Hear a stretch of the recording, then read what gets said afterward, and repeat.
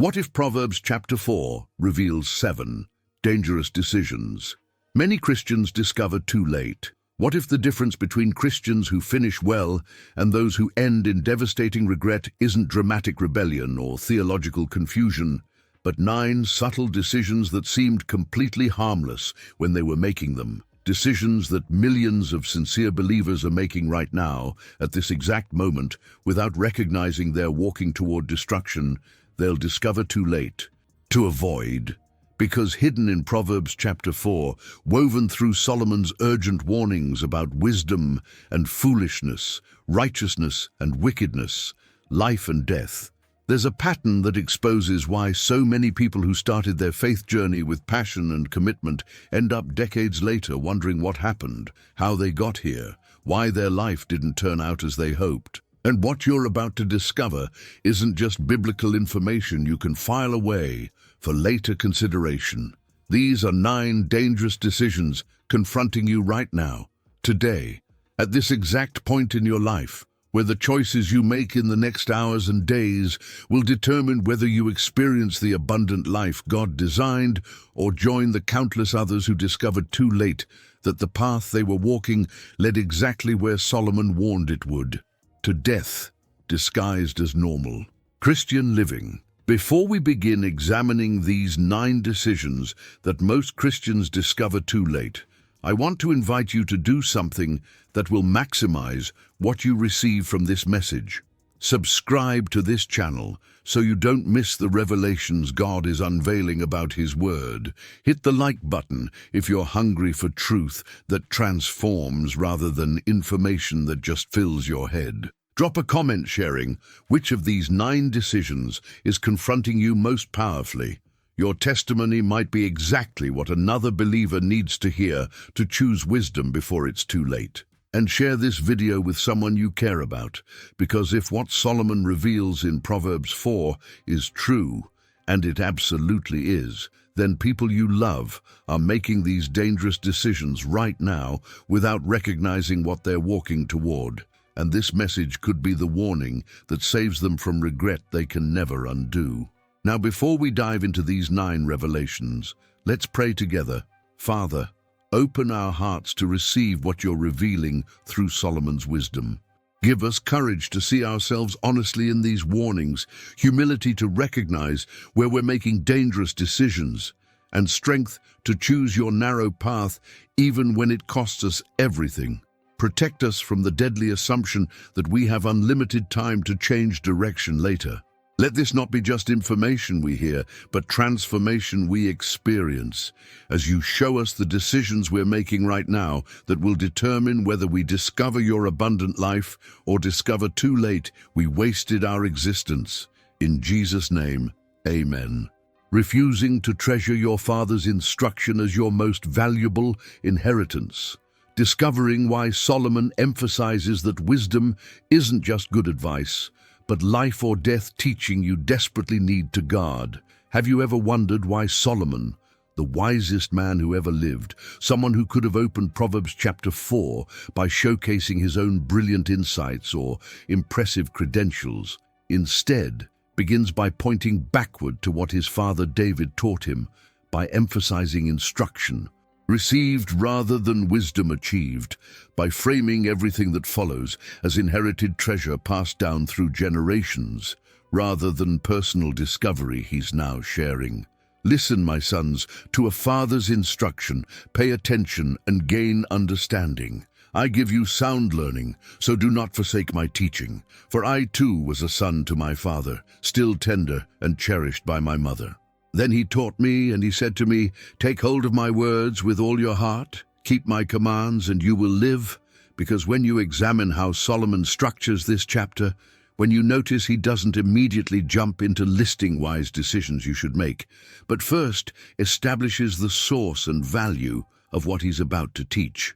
When you recognize he's describing wisdom as something precious that gets transmitted from father to son across generations, you're discovering the first Dangerous decision many Christians make too late, refusing to treasure instruction from spiritual fathers as your most valuable inheritance, treating teaching from those who've walked with God longer as optional suggestions rather than life or death wisdom, assuming you can figure everything out yourself through personal experience without desperately needing what previous generations learned through their successes and painful failures. And the reason this first decision is absolutely critical, why getting this wrong sets you up for every other dangerous decision that follows, is that it reveals whether you understand that wisdom isn't primarily about being smart or educated or having good instincts, but about humbly receiving and fiercely guarding teaching from those God has placed in your life to show you the path that leads to life, rather than stumbling blindly down roads that end in destruction while arrogantly assuming your independent judgment is sufficient guide. So watch what Solomon does right at the beginning that most people completely miss. He doesn't say, "Listen to my wisdom," or "Pay attention to my brilliant insights," or "I'm about to share my personal philosophy for successful living." Instead, notice the humility and the backward pointing. "Listen, my sons, to a father's instruction, for I too was a son to my father." Solomon is positioning himself not as the originator of wisdom, but as a link in a chain, not as source, but as transmitter, not as inventor, but as inheritor who received precious teaching from his father David and is now passing it forward to the next generation. This matters enormously because it establishes that wisdom isn't something you create or discover independently. It's something you receive as inheritance from those who walked before you, something passed down through generations of people who learned through experience what leads to life and what leads to death. And notice who Solomon was learning from. "Then he taught me, and he said to me." He's referring to David, his father who was far from perfect, who committed adultery with Bathsheba and murdered her husband, who failed as a parent in many ways, whose family was marked by tragic dysfunction and conflict. Yet despite David's massive failures and obvious imperfections, Solomon emphasizes that the instruction he received from his flawed father contained life-giving wisdom worth treasuring and passing forward. This confronts the modern tendency to dismiss teaching from previous generations because the teachers weren't perfect, to reject instruction from spiritual fathers because you can identify their failures and inconsistencies, to assume that if someone didn't live perfectly, then their teaching must be worthless. But here's what you need to understand about how wisdom actually works. The instruction isn't valuable because the teacher is perfect. It's valuable because it comes from God through the teacher, because it represents accumulated understanding about how life works, that transcends any individual person's failures, because it contains truths about the path to life that remain true, regardless of whether the human transmitter lived them out flawlessly. David's instruction to Solomon wasn't just David's personal opinions, it was wisdom rooted in God's revealed truth. In the law, Moses received. In principles God established for how humans should live to flourish rather than self-destruct. And Solomon recognized that this inherited teaching, despite coming through a flawed human father, was precious treasure worth receiving with all your heart and guarding carefully because it literally determined whether you would live or die. Now watch the specific instruction David gave Solomon that frames everything else in this chapter. "Take hold of my words with all your heart. Keep my commands, and you will live." Notice the intensity of the language. Take hold isn't casual awareness or passive listening.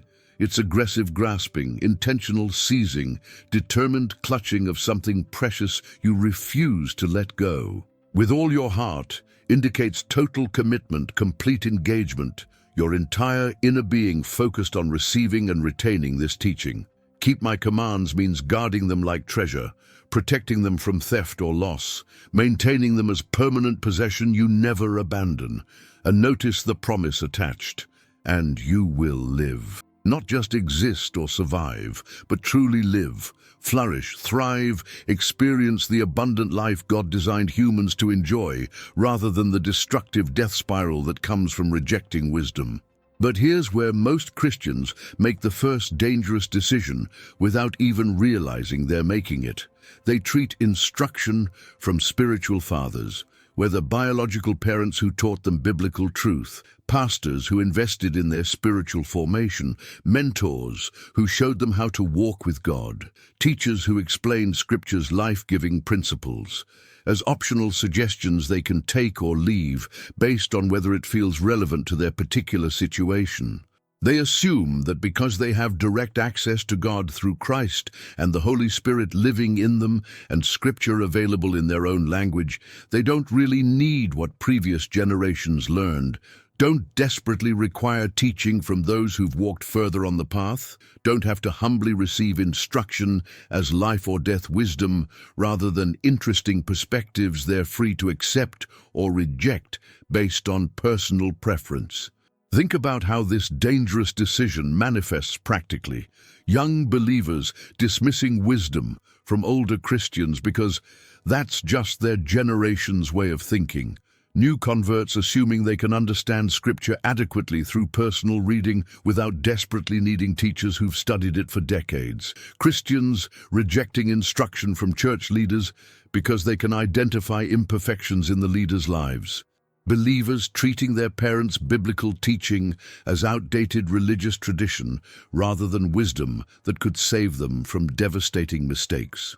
People confident they can navigate complex life decisions through prayer and personal judgment alone without seeking counsel from those with more experience walking with God through similar challenges. And here's what makes this decision so dangerous. You don't immediately see the consequences. When you reject a father's instruction, when you dismiss wisdom from spiritual mentors, when you assume you don't need what previous generations learned, you don't instantly crash and burn. Initially, it feels liberating. You're making your own choices, following your own path, free from what seems like restrictive advice from people who don't understand your unique situation. But watch what Solomon says throughout Proverbs about what eventually happens to those who reject instruction. They stumble in darkness, not knowing what makes them fall. They're suddenly destroyed without remedy. They end up in poverty and disgrace. They die from lack of discipline, wandering in the depths of folly.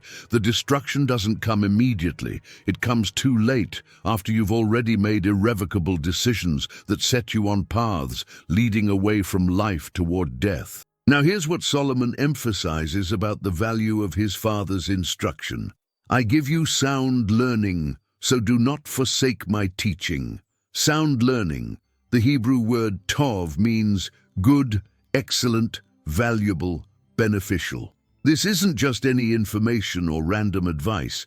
This is sound, tested, proven teaching that leads to good outcomes rather than destruction. And the command is emphatic. Do not forsake.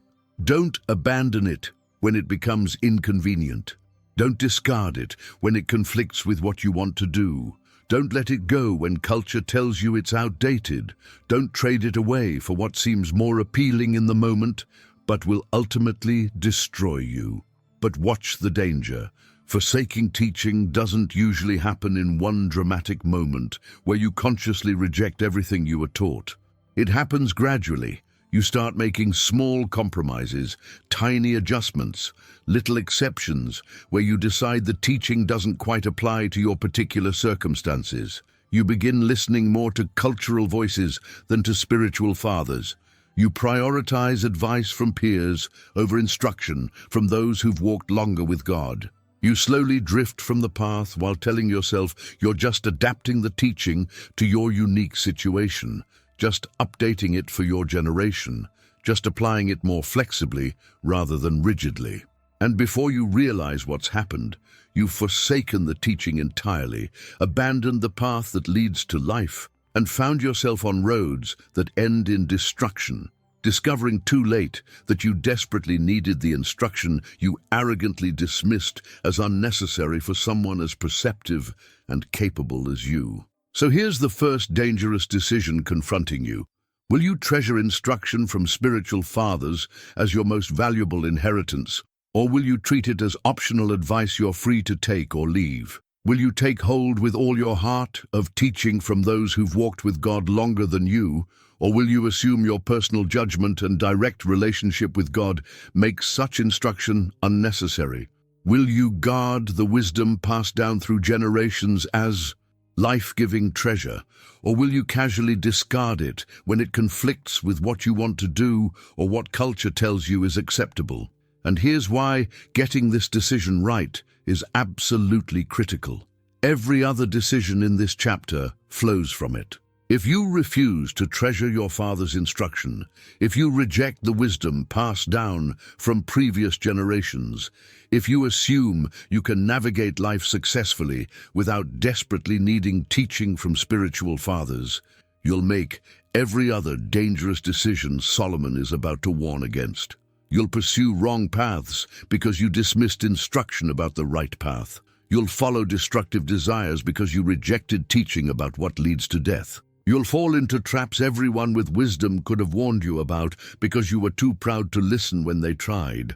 But if you make the right decision here, if you humbly receive instruction as precious inheritance, if you take hold of wise teaching with all your heart, if you guard what spiritual fathers have passed down as life or death wisdom rather than optional suggestions, then you're positioned to make right decisions in every area that follows. You'll have the wisdom you desperately need to navigate the dangers Solomon is about to describe. You'll avoid paths that lead to destruction because you listened to those who learned what those paths cost.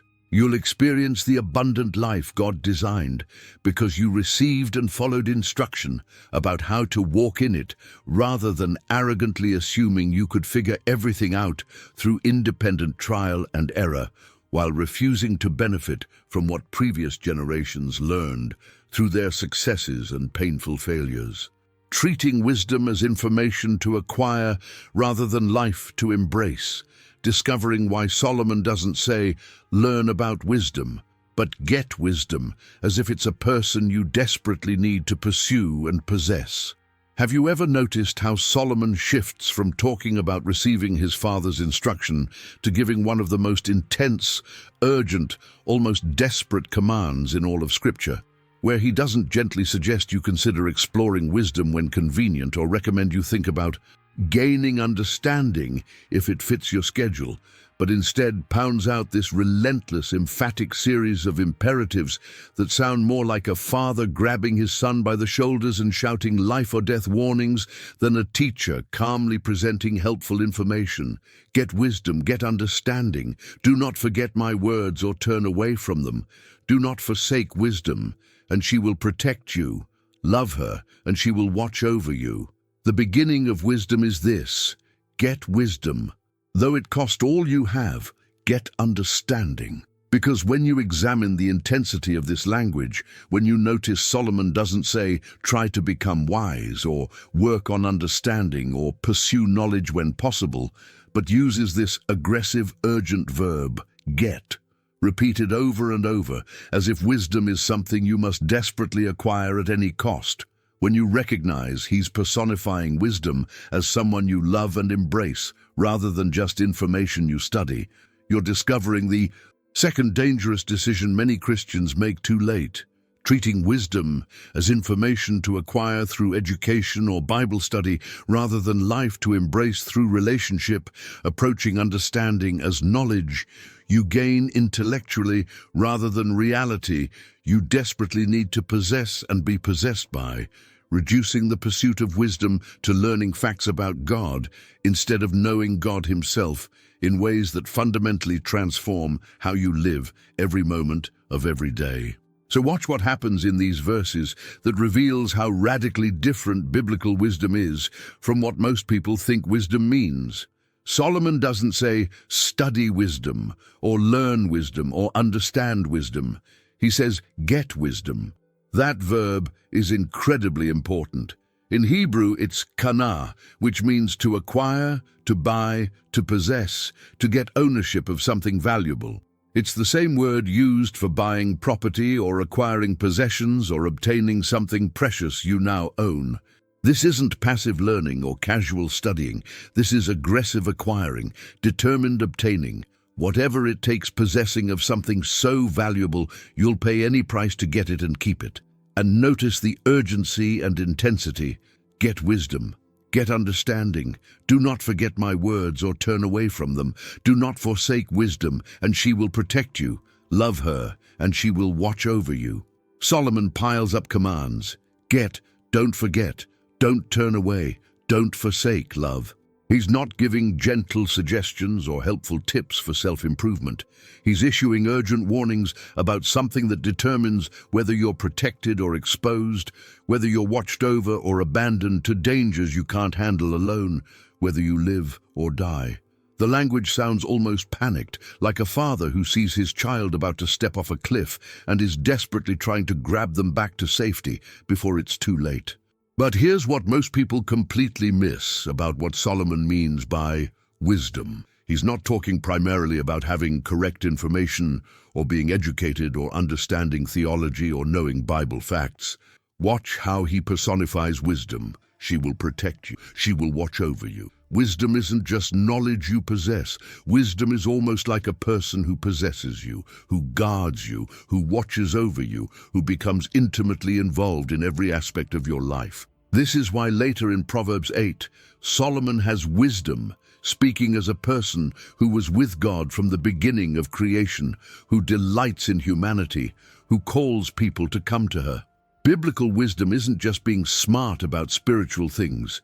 It's having a living, active, transformative relationship with God's truth that fundamentally changes how you see reality and navigate every decision. Now watch the most shocking statement Solomon makes. The beginning of wisdom is this: get wisdom. Though it cost all you have, get understanding. Think about what he's saying. The starting point, the foundation, the essential first step of wisdom is to get wisdom. That sounds circular, almost like he's not really saying anything. But here's what Solomon is revealing. You don't begin the pursuit of wisdom by trying to become wise through your own effort or by studying principles and applying them carefully. You begin by recognizing you desperately need wisdom you don't have, by pursuing wisdom as the most valuable thing you could possibly acquire, by being willing to sacrifice anything and everything to get understanding, because nothing else matters if you're living in foolish ways that lead to destruction. And notice that phrase, though it cost all you have. Solomon is saying that wisdom is worth more than everything else you own or could acquire. More than wealth, more than comfort, more than security, more than success by cultural standards, more than pleasure or power or prestige.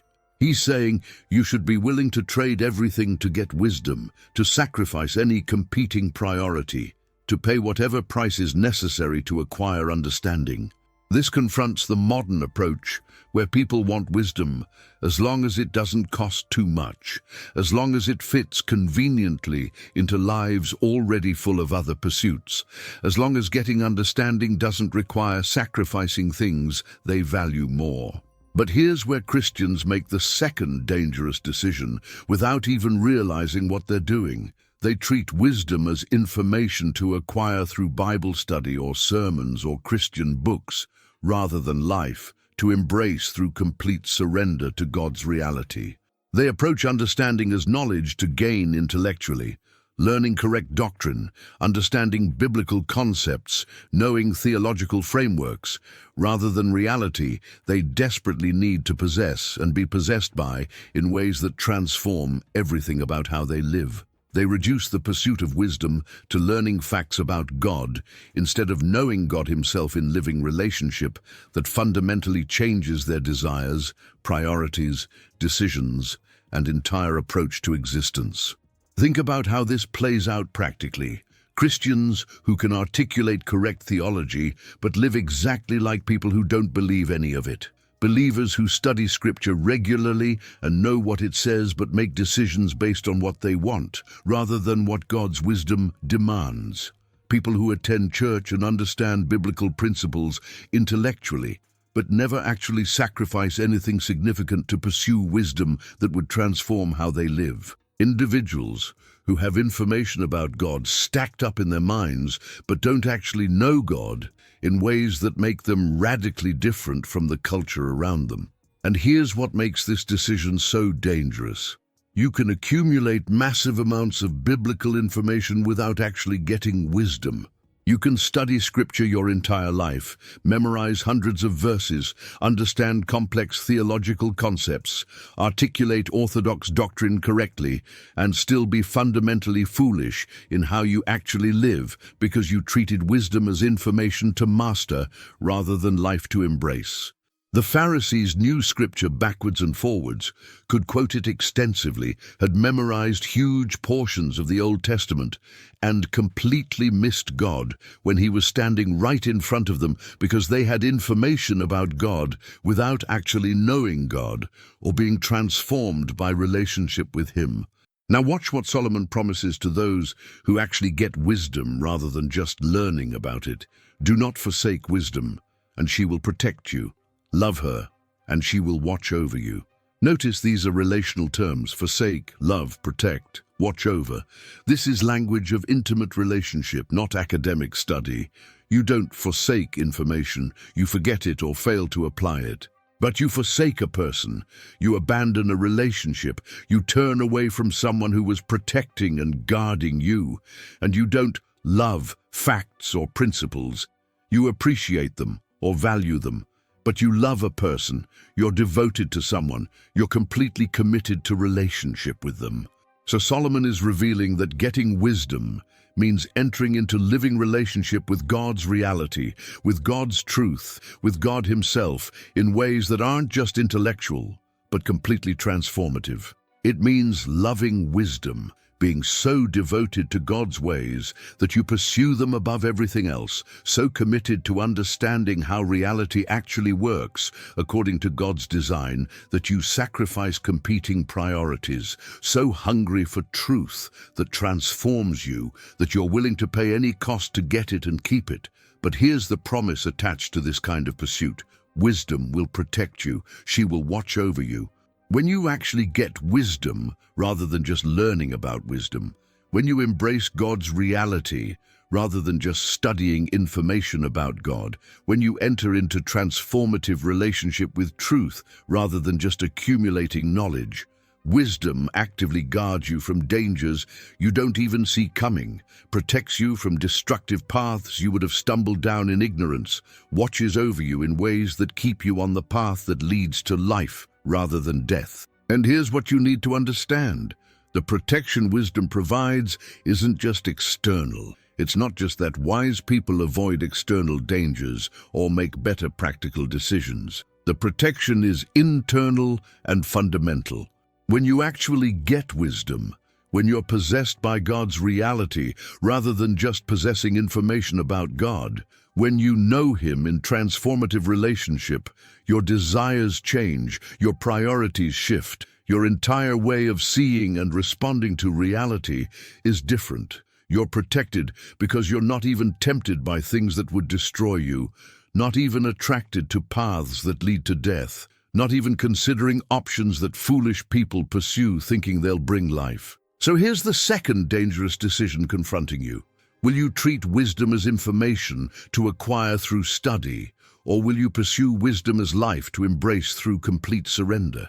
Will you approach understanding as knowledge to gain intellectually, or will you desperately seek to be possessed by God's reality in ways that transform everything about how you live? Will you reduce wisdom to learning facts about God that you can articulate correctly, or will you pay whatever it costs to actually know God in relationship that fundamentally changes your desires, priorities, and entire approach to existence? And here's why getting this decision right matters desperately. If you treat wisdom as information, you'll accumulate knowledge that makes you feel spiritually mature while remaining fundamentally foolish in how you actually live. You'll know what Scripture says without letting it transform what you want. You'll understand biblical principles without sacrificing anything significant to pursue wisdom that would radically change you. You'll have information about God stacked up in your mind while never actually knowing God in ways that make you completely different from people who don't believe anything you claim to believe. But if you make the right decision, if you pursue wisdom as the most valuable thing you could possibly acquire, if you're willing to sacrifice everything else to get understanding, if you enter into living relationship with God's reality, rather than just studying information about God, then wisdom will protect you from dangers you don't see coming, guard you from destructive paths you would have stumbled down in ignorance, watch over you in ways that keep you on the path leading to abundant life, rather than death, while transforming your desires so completely that you're not even attracted to things that destroy people who never got wisdom they desperately needed, but treated as optional information rather than essential life. Abandoning the path of righteousness when it becomes difficult or costly, discovering why Solomon contrasts two paths where one grows brighter until full day, while the other leaves you stumbling in darkness, not knowing what makes you fall. Have you ever wondered why Solomon, right after his urgent commands to get wisdom at any cost, immediately shifts to describing two paths with completely opposite trajectories, where he doesn't just explain the difference between right and wrong or good and bad or wise and foolish, but paints this vivid contrast between a path that starts with light and grows progressively brighter until reaching full noonday brilliance, versus a path shrouded in darkness so deep that people walking it stumble and fall without even understanding what tripped them. The path of the righteous is like the morning sun, shining ever brighter till the full light of day. But the way of the wicked is like deep darkness.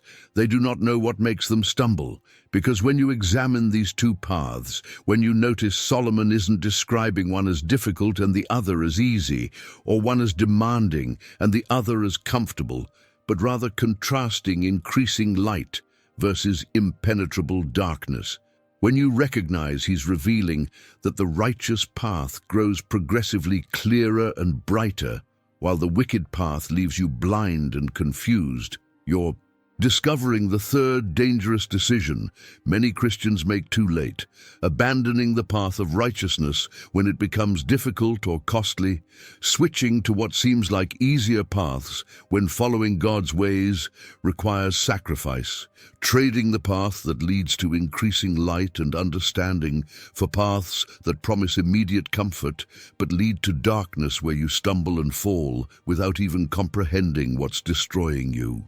So watch what Solomon reveals about these two paths that most people completely misunderstand. He doesn't say the path of the righteous is easy or comfortable or immediately rewarding. He compares it to the morning sun, not the noonday sun, not full daylight, but morning sun. That means it starts with limited light. Early morning isn't full brightness. There's still dimness, still shadows, still things you can't see clearly yet. The righteous path doesn't begin with complete understanding or perfect clarity or immediate answers to all your questions. It starts with partial light, with enough illumination to see the next step, but not the entire journey, with growing brightness rather than instant brilliance. But notice what happens as you continue on this path. It's shining ever brighter till the full light of day. The light doesn't stay constant. It increases. It grows. It progressively illuminates more and more until you reach full noonday clarity, where everything is visible, where understanding is complete, where you can see reality as it actually is without confusion or deception. This is what following God's ways actually produces: progressive illumination, increasing understanding, growing clarity about how reality works and how to navigate it successfully, until you reach full light where you're not stumbling in confusion, but walking confidently in complete truth. Now watch the contrast with the other path, But the way of the wicked is like deep darkness. They do not know what makes them stumble. Notice Solomon doesn't say the wicked path is obviously bad or clearly destructive or visibly dangerous from the beginning. He describes it as deep darkness. That Hebrew word for deep darkness, aphila, means thick gloom, total blackness, impenetrable darkness where you literally cannot see anything. This isn't just dim lighting or shadows. This is complete absence of light where you're completely blind to reality. And watch what that darkness produces. They do not know what makes them stumble. People on this path fall, they crash, they experience devastating consequences. But here's what's terrifying. They don't understand why. They don't know what tripped them. They can't identify what caused their destruction. They stumble through life experiencing pain and failure and ruin, without comprehending that their suffering comes directly from walking in darkness, from rejecting the path of righteousness that would have given them light to see dangers and avoid them. But here's where Christians make the third dangerous decision that devastates their lives. They start on the path of righteousness when they come to Christ. They have that initial light, that beginning illumination, that morning sun clarity about God's reality. But then the path gets difficult. Following God's ways costs something. Obedience requires sacrifice. Righteousness conflicts with what culture celebrates or what they want or what would be comfortable and easy. And in that moment of difficulty, they make the subtle shift. They step off the path that leads to increasing light and onto paths that promise immediate comfort or pleasure or success or ease, but actually lead into darkness where they'll stumble without understanding what's destroying them. Think about how this manifests practically. The believer who maintains sexual purity until it becomes inconvenient, then abandons righteousness for relationships that seem fulfilling but lead to emotional and spiritual devastation they don't even recognize as coming from leaving God's path. The Christian who lives honestly and ethically until it costs them financially, then makes compromises that seem necessary for success but lead them into darkness, where their entire life unravels in ways they can't comprehend. The follower of Christ who maintains godly priorities until relationships or career or comfort demands too much sacrifice, then shifts to paths culture celebrates but that leave them stumbling through years of confusion and pain, wondering why nothing works out despite doing what everyone said would bring satisfaction. And here's what makes this decision so dangerous. The darkness doesn't announce itself. You don't step off the righteous path into obvious blackness where you immediately realize you've made a terrible mistake. The wicked path, the path of foolishness, of rejecting God's ways, of pursuing what seems right to you but leads to death, looks appealing at the moment you choose it. It promises easier outcomes. It seems more practical or realistic or adapted to your particular circumstances. It feels liberating rather than restricting. The darkness only becomes apparent later, after you've already made choices you can't easily undo, after you're already stumbling and falling and experiencing consequences you don't even understand, are direct results of abandoning the path of righteousness when it became costly.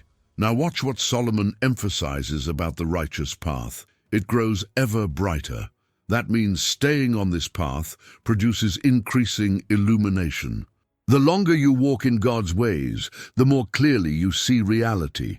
The more you obey, even when it's difficult, the more understanding you gain about how life actually works. The more you sacrifice to maintain righteousness rather than abandoning it for comfort, the more light you have to navigate future decisions successfully. This is the opposite of what culture tells you. Culture says you need to figure out what works for you through trial and error, that you need to explore different paths to discover which one fits, that you can't really know what's right until you've experimented with various options. But Solomon reveals that the righteous path itself produces the light you need. Staying on it gives you increasing clarity, while leaving it for supposedly easier paths plunges you into darkness, where you stumble without comprehension. But here's the promise embedded in this contrast. If you stay on the path of righteousness despite difficulty, despite cost, despite how much easier other paths appear, you will reach the full light of day, full noonday brightness, complete illumination, total clarity about how reality works and how to navigate it successfully.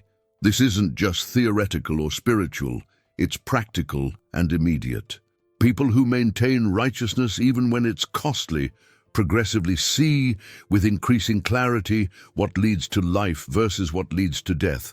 They understand with growing certainty how to make decisions that result in flourishing rather than destruction.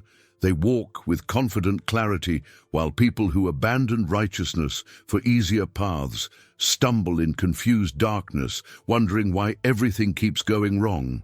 So here's the third dangerous decision confronting you. Will you abandon the path of righteousness when it becomes difficult or costly, or will you stay on it despite sacrifice because it's the path leading to full light? Will you switch to what seems like easier paths when following God's ways requires surrendering what you want? Or will you trust that the righteous path produces increasing illumination that more than compensates for whatever you sacrifice? Will you trade the path that leads to clarity and understanding for paths that promise immediate comfort but leave you stumbling in darkness without comprehension of what's destroying you? And here's why getting this decision right matters desperately. The path you choose determines whether your life grows progressively clearer or increasingly confused. If you abandon righteousness when it becomes costly, you won't just lose the benefits of God's ways. You'll stumble into darkness where you can't even understand why you're falling, where you experience devastating consequences without comprehending their direct results of leaving the path that would have given you light to see and avoid them. You'll spend years or decades confused about why your life isn't working, why relationships keep failing, why you're unfulfilled despite having what culture said would satisfy, why you're experiencing pain without recognizing it's because you stepped off the path, leading to light onto paths shrouded in impenetrable darkness. But if you make the right decision, if you stay on the path of righteousness despite difficulty, if you maintain God's ways even when they cost everything, if you trust that the righteous path leads to full light even when you're still in morning dimness, you'll experience increasing illumination that transforms everything. You'll progressively see reality more clearly. You'll understand with growing certainty how to navigate life successfully. You'll walk confidently in truth, while people who abandoned righteousness for seemingly easier paths stumble blindly through darkness. Experiencing destruction they can't even comprehend is direct consequence of leaving the path you chose to stay on, despite whatever sacrifice it required. Refusing to guard your heart above all else.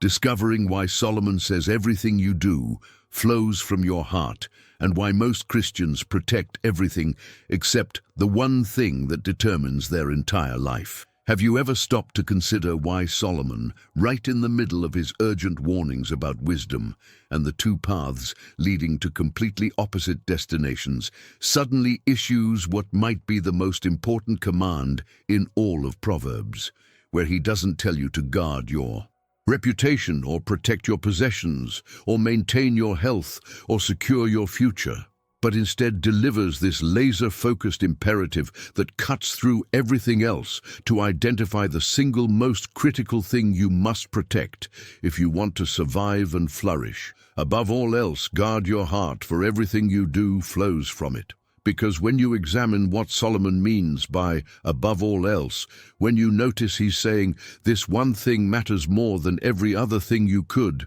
possibly guard or protect or maintain, when you recognize he's revealing that your heart, not your external circumstances or your resources or your relationships or your reputation, but your internal heart, determines absolutely everything about your life, because everything you do flows from it. You're discovering the fourth dangerous decision many Christians make too late. Refusing to guard their heart above all else, protecting their reputation and resources and comfort while leaving their heart completely exposed to influences that corrupt it. carefully maintaining external things while neglecting the one internal thing that determines whether their entire life leads toward flourishing or destruction. So watch what Solomon emphasizes with that phrase, above all else. In Hebrew it's mikol mishma, which literally means more than all guarding or beyond all watching. Solomon is saying that out of everything you could possibly guard, protect, watch over, maintain, defend, your heart is the priority that supersedes all others.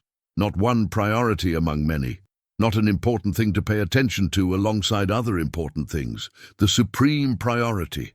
The thing that matters more than everything else combined, because if you get this wrong, nothing else you protect will save you from destruction. And notice what he says flows from your heart, everything you do. Not some things, not many things, not most things, everything.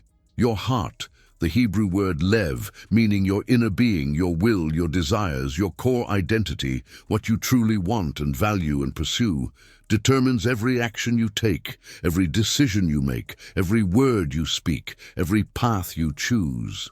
This is why Jesus later says in the Gospels that out of the overflow of the heart the mouth speaks, that it's not what goes into a person that defiles them, but what comes out from the heart, that where your treasure is there, your heart will be also. Your heart is the source, the spring, the fountain from which your entire life flows. But here's what most people completely miss about what it means to guard your heart. It doesn't mean protecting your emotions or avoiding getting hurt or building walls to keep people from affecting you or refusing to be vulnerable. Watch the context. Solomon has just contrasted the path of righteousness that leads to increasing light with the path of wickedness that leads to stumbling in darkness. He's talked about getting wisdom at any cost and staying on God's path despite difficulty.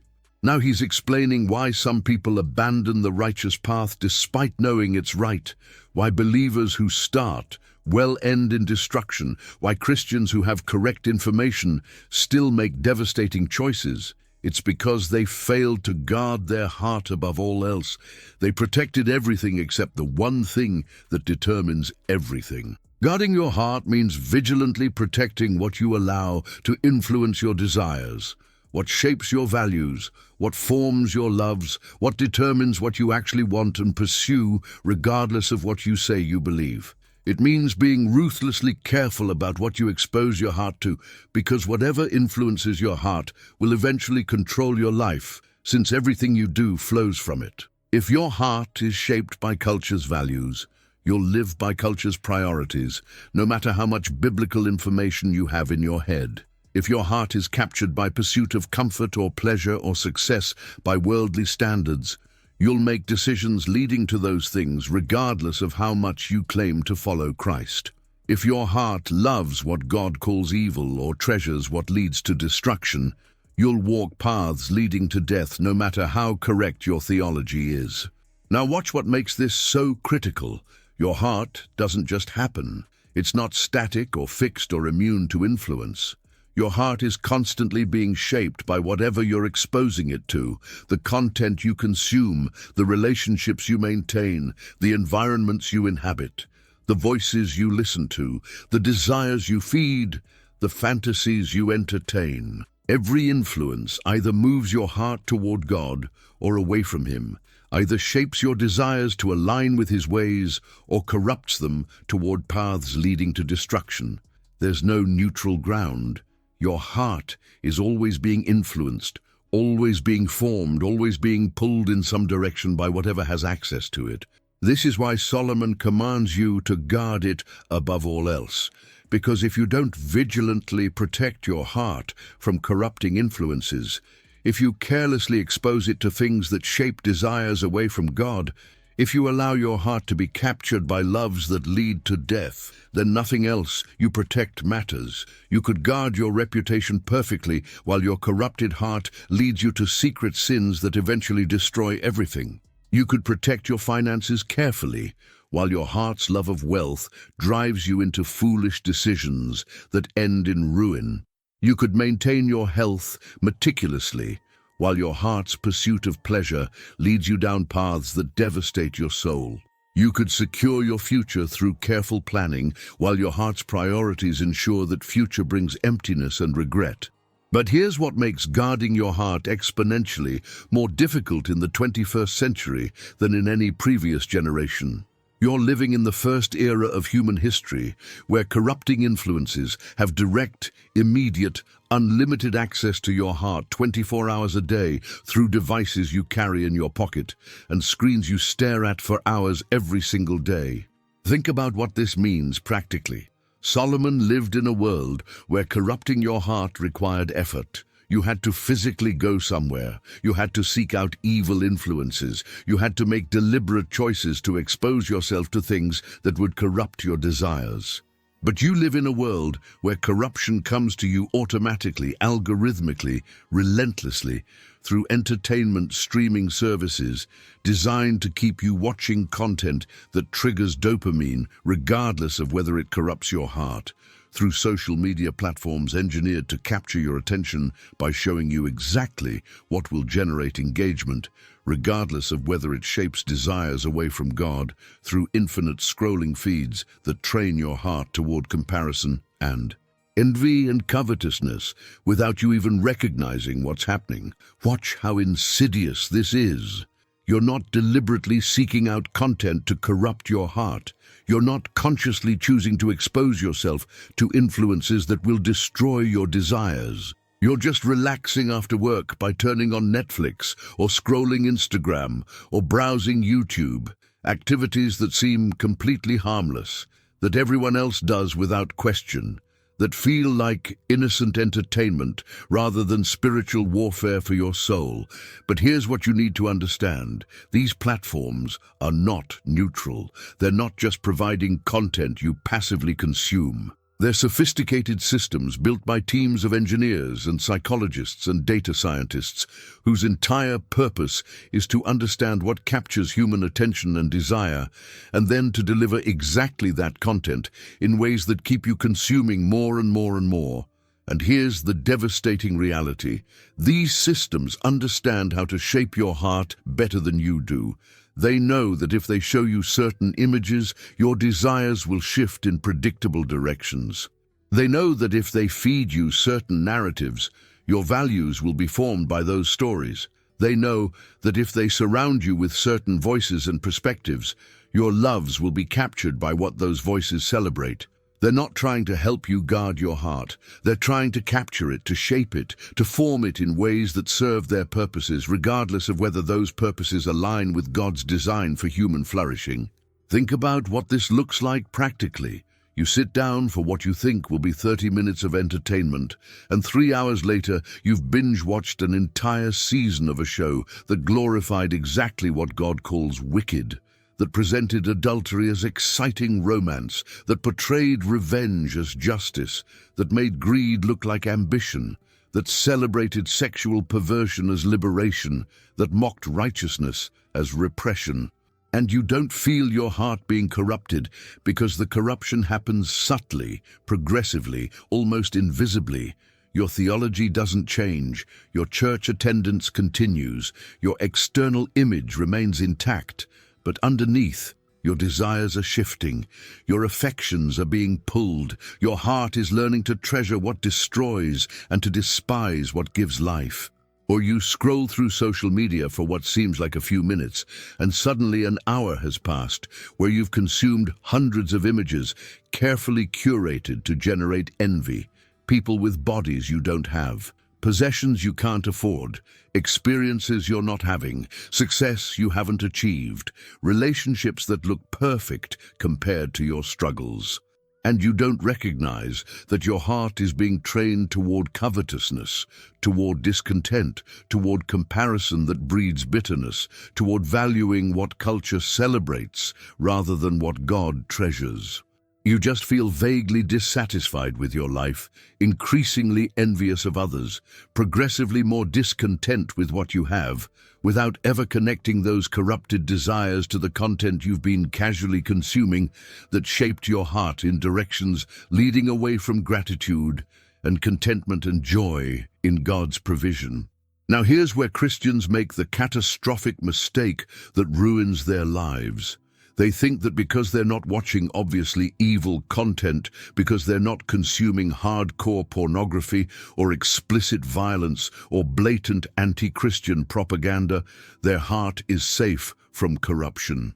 They assume that as long as they avoid the most obvious dangers, they can consume everything else without vigilance, without recognizing that corruption doesn't announce itself, that the most dangerous influences are the ones that seem acceptable and harmless, that your heart is being shaped more powerfully by the innocent entertainment you consume for hours every week than by the obviously evil content you successfully avoid. So you're not watching pornography, but you're binge-watching romantic comedies or dramas that present hookup culture as normal and exciting, that portray commitment as restrictive rather than beautiful, that glorify sexual attraction outside of marriage while making covenant faithfulness look boring, and you wonder why your desires for sexual purity are weak, why you struggle with lust, why you're dissatisfied with your actual spouse, or why remaining unmarried and pure feels increasingly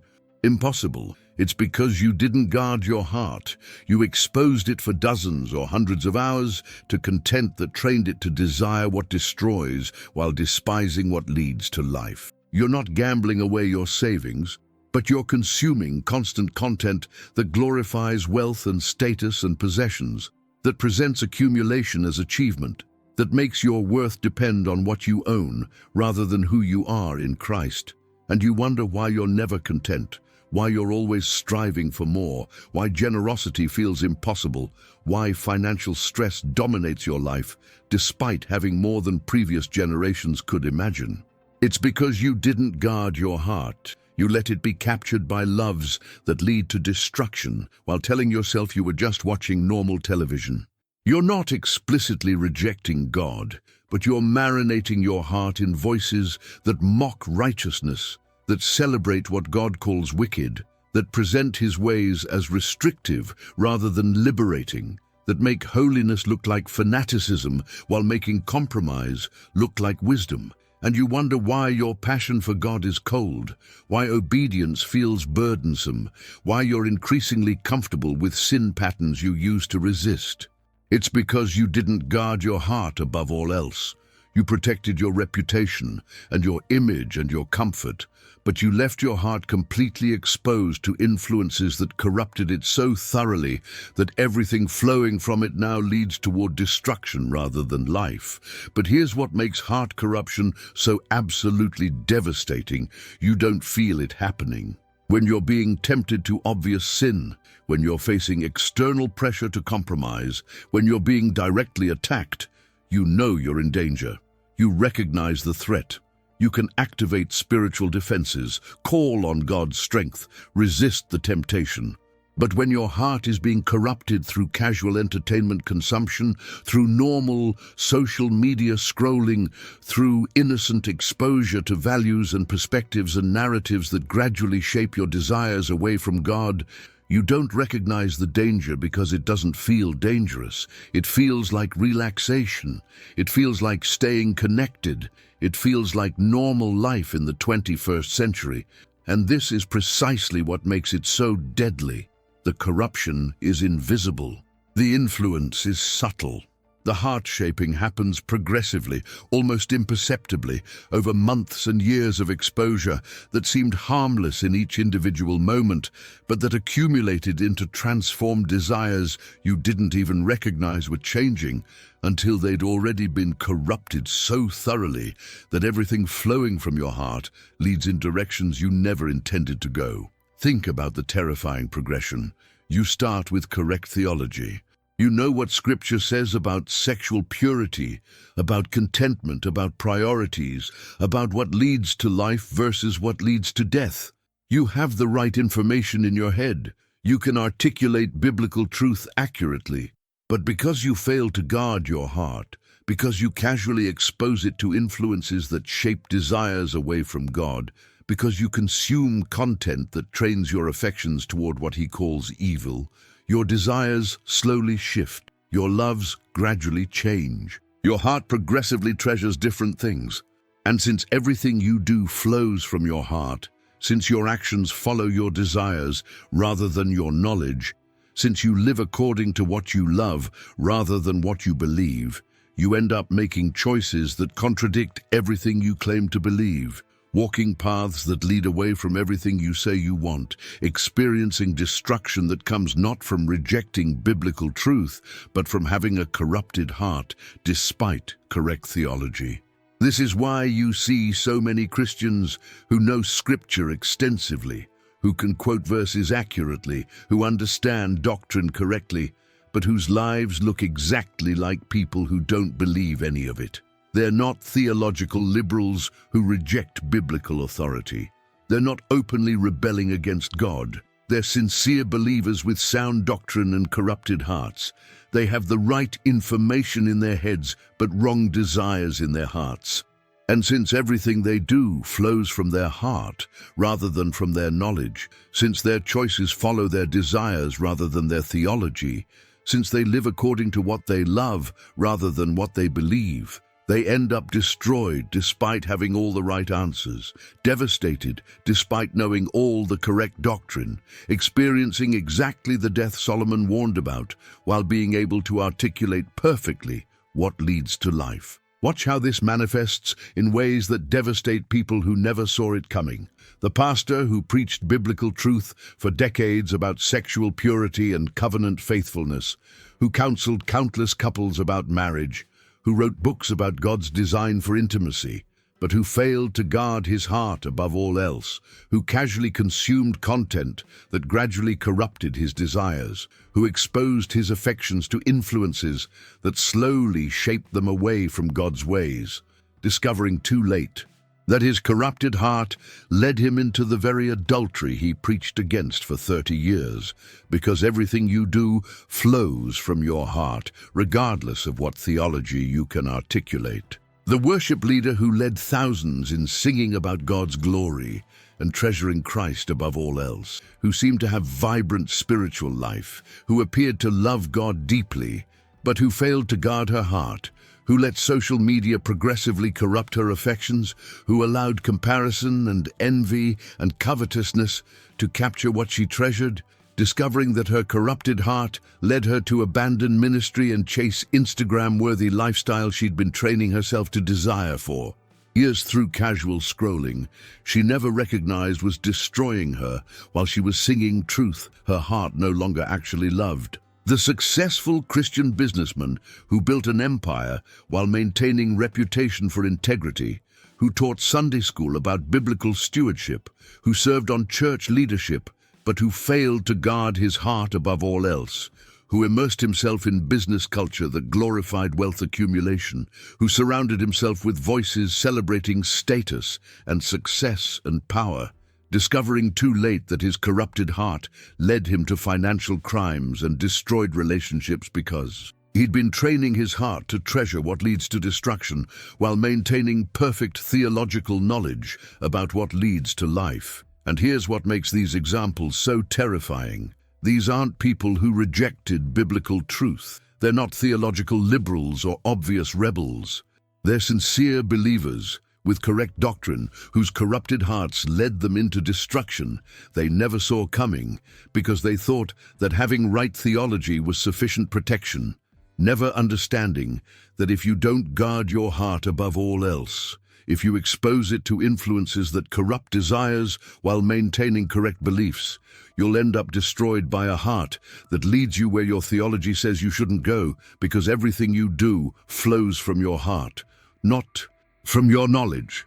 So if your heart is constantly being influenced, if culture provides unlimited access to influences designed to corrupt it, if casual entertainment and social media are more powerful heart shapers than you recognize, what does it actually look like to guard your heart above all else in practical, concrete, daily terms?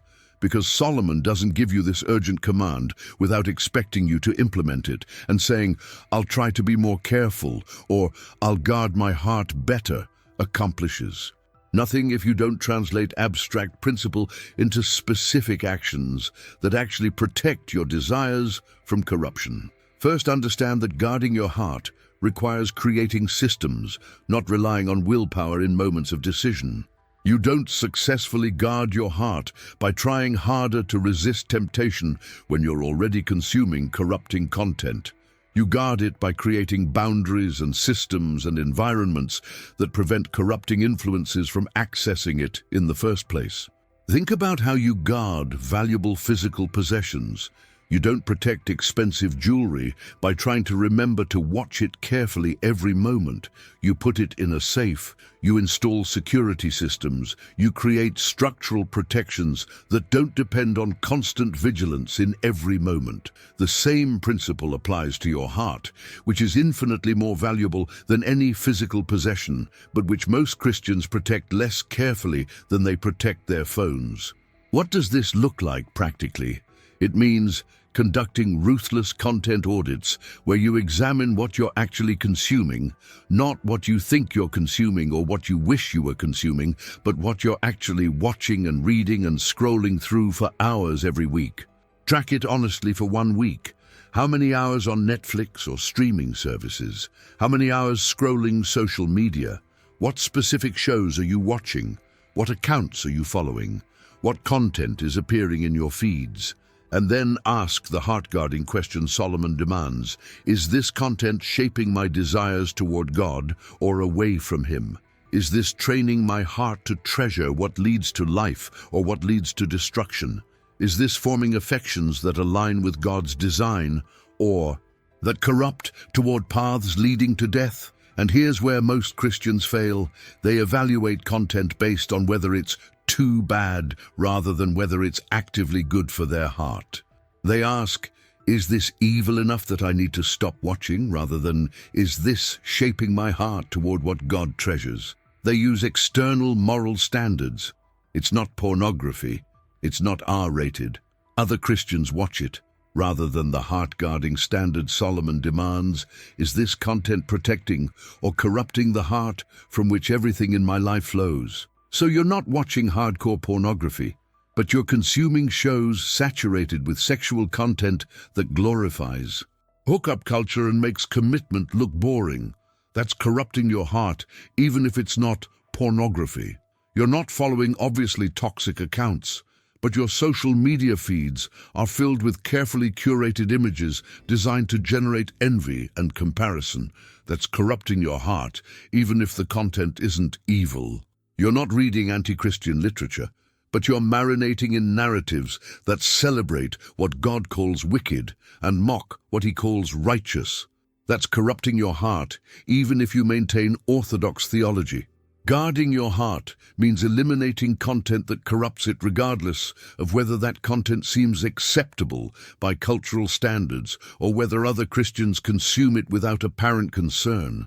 It means canceling streaming services if you can't use them without binge-watching content that shapes desires away from God.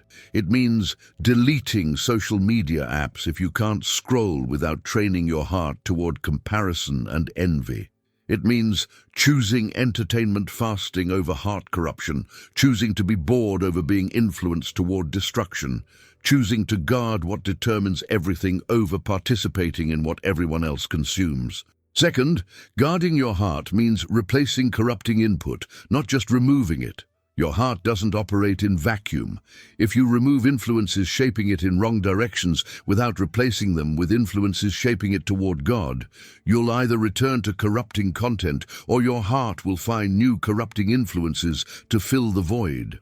This is why Jesus warns about the demon that returns with 7 others more wicked to fill a house that's been swept clean but left empty. You can't just remove bad influences and expect your heart to automatically orient toward God. You must actively, intentionally, systematically expose your heart to influences that shape desires toward Him, that train affections to treasure what leads to life, that form loves aligned with His design. What does this look like practically?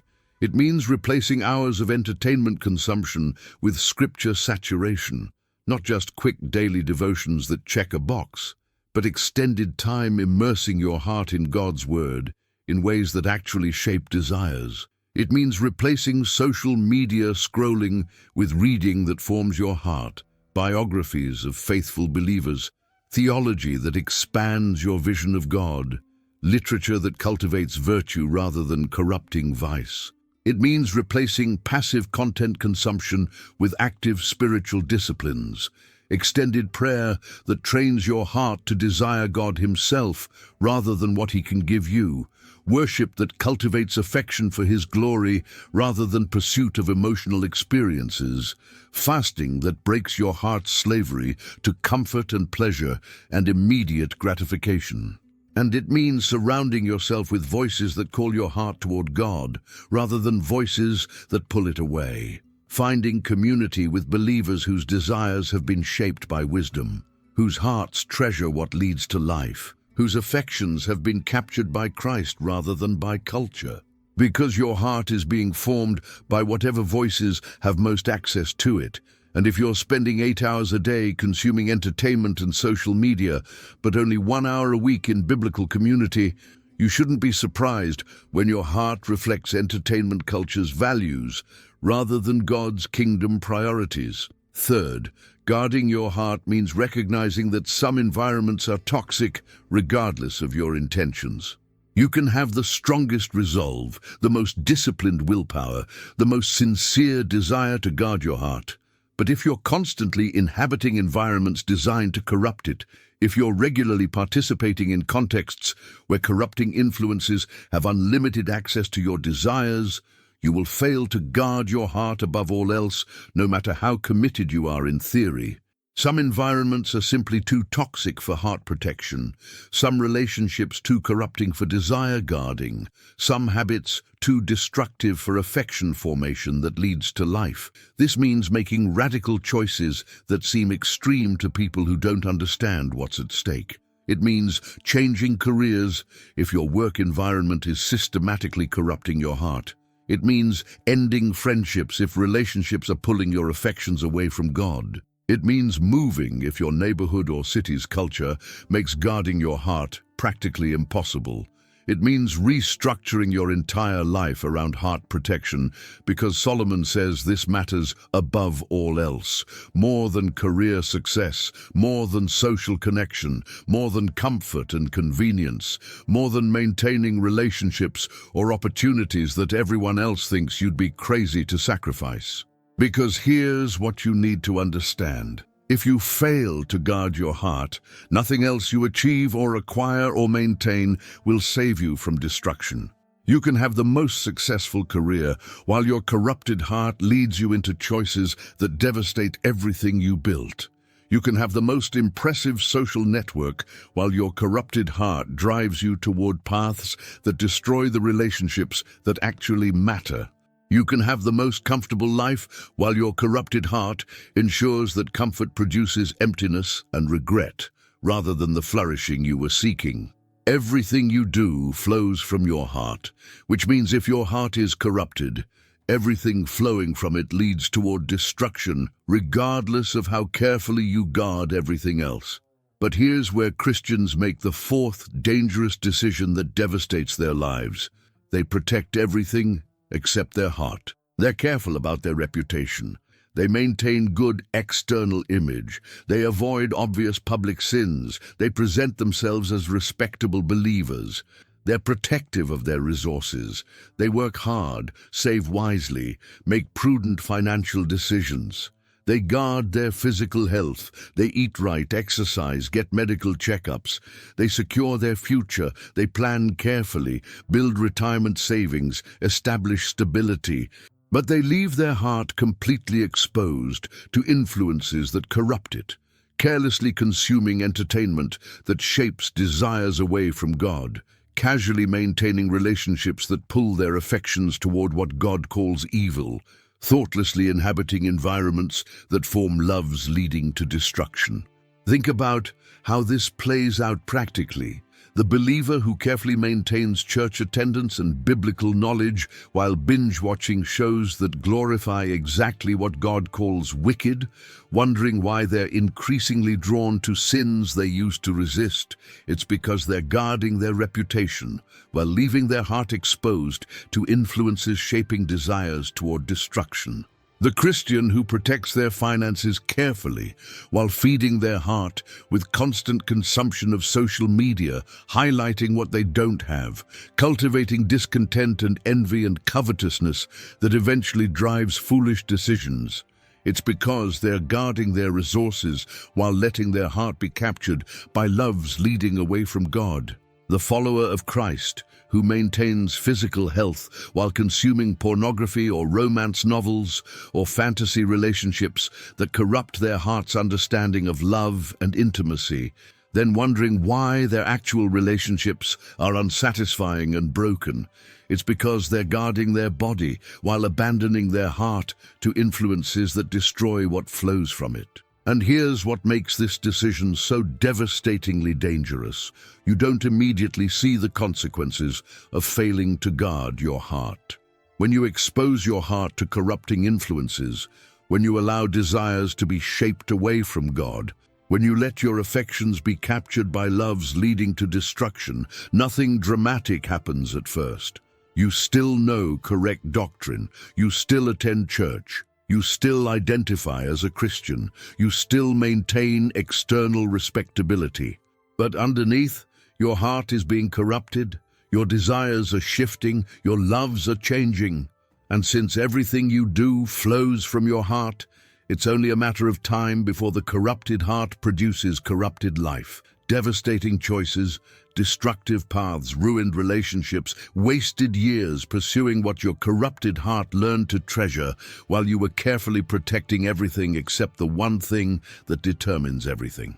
Now watch the promise embedded in Solomon's command. If you guard your heart above all else, if you vigilantly protect what influences your desires and shapes your loves, if you're ruthlessly careful about what has access to your heart, because you understand everything flows from it, then everything you do will flow from a heart aligned with God, shaped by His truth, captured by love for Him and His ways. Your choices will be wise because they flow from a heart that treasures wisdom.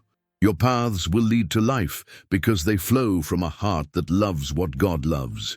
Your relationships will flourish because they flow from a heart formed by God's design for human connection. Your entire life will move toward the flourishing God intended because everything flows from a heart you protected above all else. So here's the fourth dangerous decision confronting you. Will you refuse to guard your heart above all else, or will you protect it as your supreme priority? Will you carefully maintain external things while leaving your heart exposed to influences that corrupt it?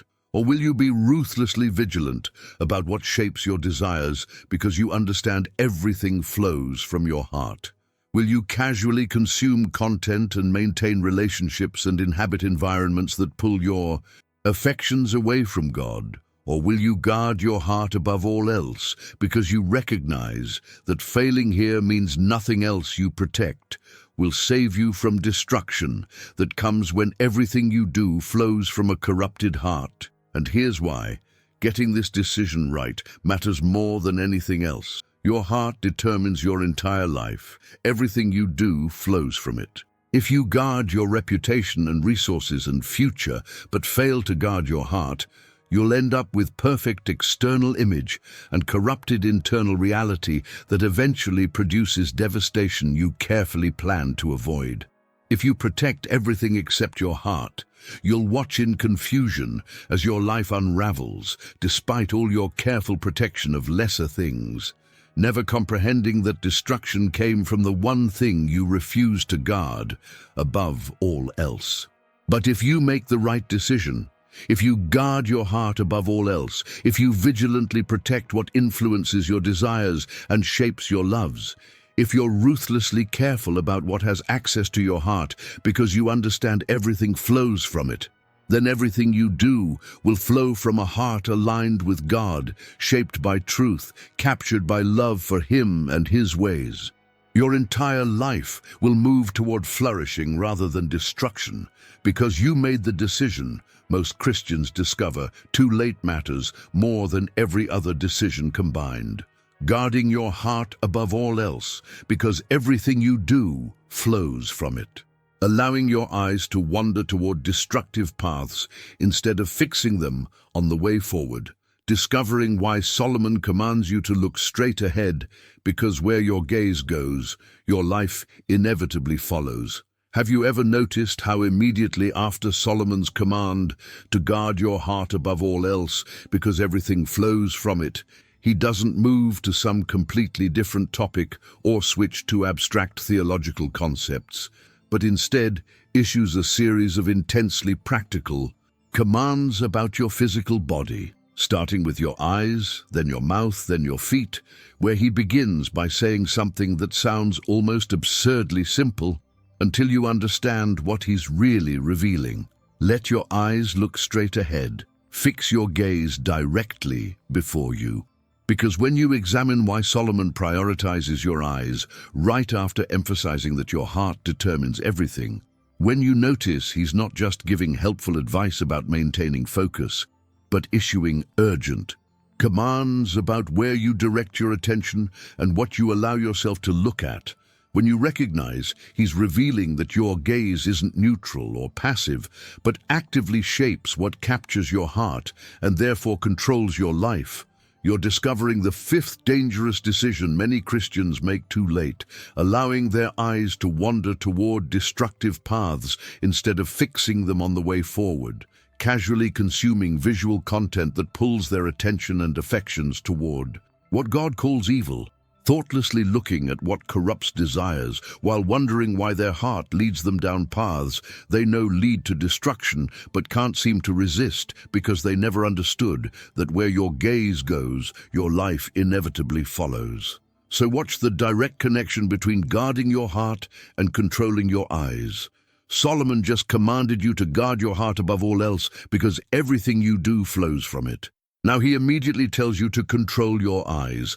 Let them look straight ahead. Fix your gaze directly before you. This isn't random. This isn't switching topics. Solomon is revealing the primary way your heart gets corrupted or protected. Through what you look at, through where you direct your attention, through what you allow to capture your gaze. Your eyes are the gateway to your heart. What you look at shapes what you desire. Where you direct your attention determines what captures your affections. If you want to guard your heart, you must control your eyes, because an unguarded gaze leads directly to a corrupted heart, which inevitably produces a destroyed life. And notice the specific commands. Let your eyes look straight ahead. Don't let them wander.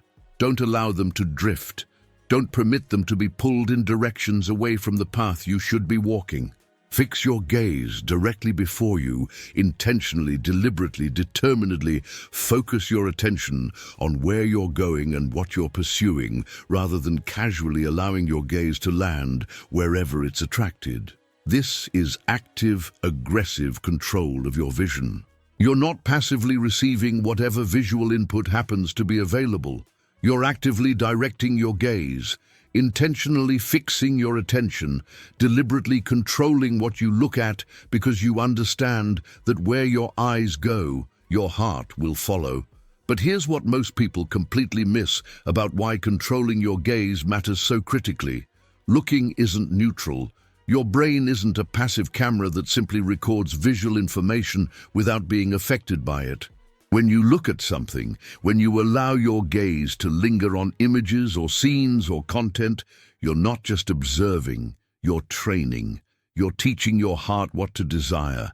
You're forming your affections. You're shaping what you love and treasure and pursue.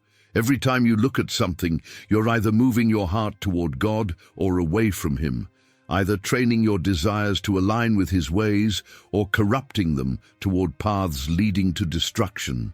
Now watch what Solomon is protecting you from with these commands about your eyes. He's not primarily worried about you accidentally seeing something bad.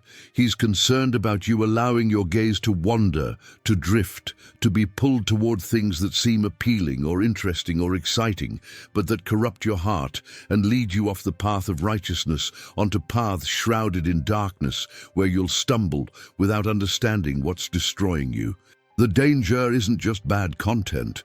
It's wandering gaze, unfixed attention, casual consumption of whatever captures your eyes without recognizing that every glance is forming your desires and therefore determining your future. Think about how pervasive this is in modern culture. You're constantly bombarded with visual content designed specifically to capture your gaze and hold your attention. Advertisements engineered to make you desire what you don't have. Entertainment crafted to make sin look appealing and righteousness look boring. Social media feeds algorithmically optimized to keep your eyes scrolling through content that generates engagement regardless of whether it corrupts your heart. Pornography, readily available to train your desires toward what destroys intimacy and ruins relationships. News cycles presenting constant streams of outrage and fear and division designed to capture attention rather than inform understanding. The entire system is built to pull your gaze in directions that corrupt your heart. And most Christians navigate it with completely unguarded eyes, casually consuming whatever captures their attention while wondering why their heart leads them toward destruction. But here's where Christians make the fifth dangerous decision that devastates their lives. They carefully control obvious external behaviors while leaving their eyes completely unguarded. They don't watch R-rated movies in public, but binge-watch shows at home that glorify exactly what God calls evil. They avoid obvious pornography while consuming softer sexual content that still trains desires toward lust. They present themselves as focused on God while constantly scrolling social media that fills their gaze with envy, comparison, covetousness, and discontent. They claim to be pursuing righteousness while their eyes wander constantly toward content that corrupts their heart and pulls their affections away from what leads to life. And here's what makes this decision so dangerous. The corruption happens gradually and invisibly. When you allow your eyes to wander, when you casually consume content that pulls your gaze away from the path you should be walking, when you let visual input shape your desires without recognizing what's happening, you don't immediately see the consequences. Your theology doesn't change. Your church attendance continues. Your external image remains intact. But underneath, your heart is being corrupted by what you're looking at. Your desires are being shaped by where your gaze lingers. Your affections are being pulled toward things that lead to destruction. And since everything you do flows from your heart, it's only a matter of time before the corrupted desires produced by your wandering gaze result in devastating choices you can't understand why you're making, because you never connected the dots between what you casually looked at and where your life inevitably ended up. Now watch what Solomon promises to those who control their gaze. If you let your eyes look straight ahead, if you fix your gaze directly before you on the path of righteousness rather than allowing it to wander toward destructive content, your heart stays pure because it's not being corrupted by visual input that trains wrong desires. Your path stays clear because your attention is fixed on where you're going rather than being pulled in wrong directions. Your life moves toward flourishing because your desires remain aligned with God's ways instead of being shaped by constant consumption of content designed to corrupt them. But here's the practical application most people avoid. Fixing your gaze directly before you means saying no to massive amounts of content that everyone else consumes without question. It means not watching shows that everyone's talking about because they glorify what corrupts your heart. It means not scrolling social media that fills your gaze with comparisons that breed discontent. It means not consuming entertainment that makes sin look appealing and righteousness look restrictive. It means not clicking on content you know will pull your attention toward what you shouldn't desire. It means actively, aggressively, sometimes awkwardly controlling what you look at because you understand that an unguarded gaze leads to a corrupted heart which produces a destroyed life. So here's the fifth dangerous decision confronting you. Will you allow your eyes to wander toward destructive paths, or will you fix your gaze on the way forward? Will you casually consume whatever visual content captures your attention, or will you actively control what you look at because you understand that where your gaze goes, your heart follows? Will you participate in the constant stream of content everyone else consumes while wondering why your heart leads you toward destruction? Or will you guard your eyes as the gateway to your heart because you recognize that everything you do flows from desires shaped by what you look at? And here's why getting this decision right matters desperately. You cannot guard your heart without controlling your eyes. If you allow your gaze to wander, if you casually consume content that corrupts desires, if you let visual input shape your affections without recognizing what's happening, your heart will be corrupted no matter how much you try to protect it in other ways. You'll know correct theology while desiring wrong things. You'll maintain external righteousness while your internal desires pull you toward paths leading to destruction. You'll wonder why you struggle with sins everyone else seems to handle easily, never comprehending that your unguarded gaze trained your heart to desire exactly what you're now unable to resist. But if you make the right decision, if you let your eyes look straight ahead, if you fix your gaze directly before you, if you actively control what you look at because you understand it shapes what you desire, your heart will be protected from corruption. Your desires will remain aligned with God's ways. Your life will move toward flourishing rather than destruction because you understood something most Christians discover too late. Where your gaze goes, your heart inevitably follows, and where your heart goes, your life will ultimately end up. Speaking words that corrupt rather than words that build up. Discovering why Solomon commands you to keep corrupt talk far from your lips. Because your words don't just reflect your heart, but actively shape it. Have you ever wondered why Solomon, right after commanding you to control your eyes and fix your gaze on the path forward, immediately turns his attention to your mouth? Where he doesn't just suggest you be careful with your words or recommend you think before speaking, but issues this emphatic prohibition against certain kinds of speech. Keep your mouth free of perversity. Keep corrupt talk far from your lips.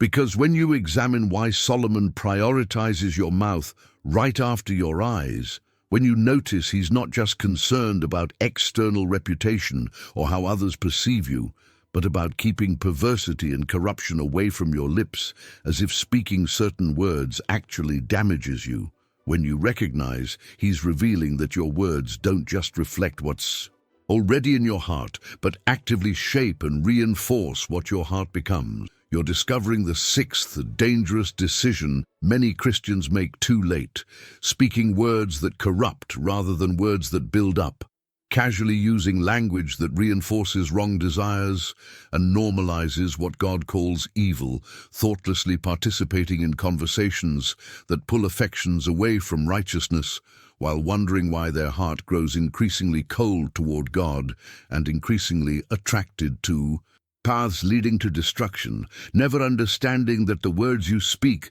don't just express what you already are, but powerfully form what you're becoming. So watch the progression Solomon is revealing. First, guard your heart above all else, because everything flows from it. Second, control your eyes, because where your gaze goes, your heart follows. Now third, control your mouth, because what you speak shapes what your heart becomes. These aren't random commands. They're a connected sequence revealing how your heart gets corrupted or protected. Your eyes let in visual content that begins shaping desires. Your mouth expresses and reinforces those desires through words. And the more you speak certain things, the more deeply they become embedded in your heart, the more powerfully they shape your affections, the more inevitably they determine the paths you'll walk, because everything you do flows from a heart that's been formed by what you looked at and spoke about. And notice what specific kinds of speech Solomon prohibits. Keep your mouth free of perversity. Keep corrupt talk far from your lips. Perversity. The Hebrew word ikeshat means crooked, twisted, distorted speech. Corrupt talk, lahos in Hebrew, means devious, perverted, twisted words. Solomon isn't just saying avoid lying or don't gossip or be polite. He's warning against speech that's fundamentally twisted, that takes what's good and distorts it, that presents what's evil as desirable or what's destructive as harmless, that normalizes perversion and makes corruption seem acceptable. But here's what most people completely miss about why this matters. Speaking words doesn't just express what's already in your heart. It actively shapes what your heart becomes. Every time you speak corrupt words, every time you participate in perverse conversation, every time you use language that normalizes what God calls evil or makes sin seem appealing, you're not just revealing corruption that's already there, you're deepening it, reinforcing it, making it more embedded and powerful and controlling in your heart. Your words are forming your desires. Your speech is training your affections. What you talk about and how you talk about it is actively shaping what you love and treasure and pursue. Think about how powerful this is. When you speak lustfully about sexual sin, even jokingly or casually, you're training your heart to desire it more.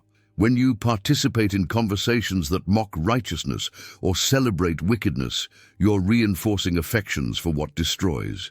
When you use language that makes sin look appealing or God's ways look restrictive, you're shaping desires away from what leads to life. When you talk about possessions or status or pleasure in ways that glorify them, you're cultivating covetousness and idolatry in your heart. Your words aren't neutral. They're formative.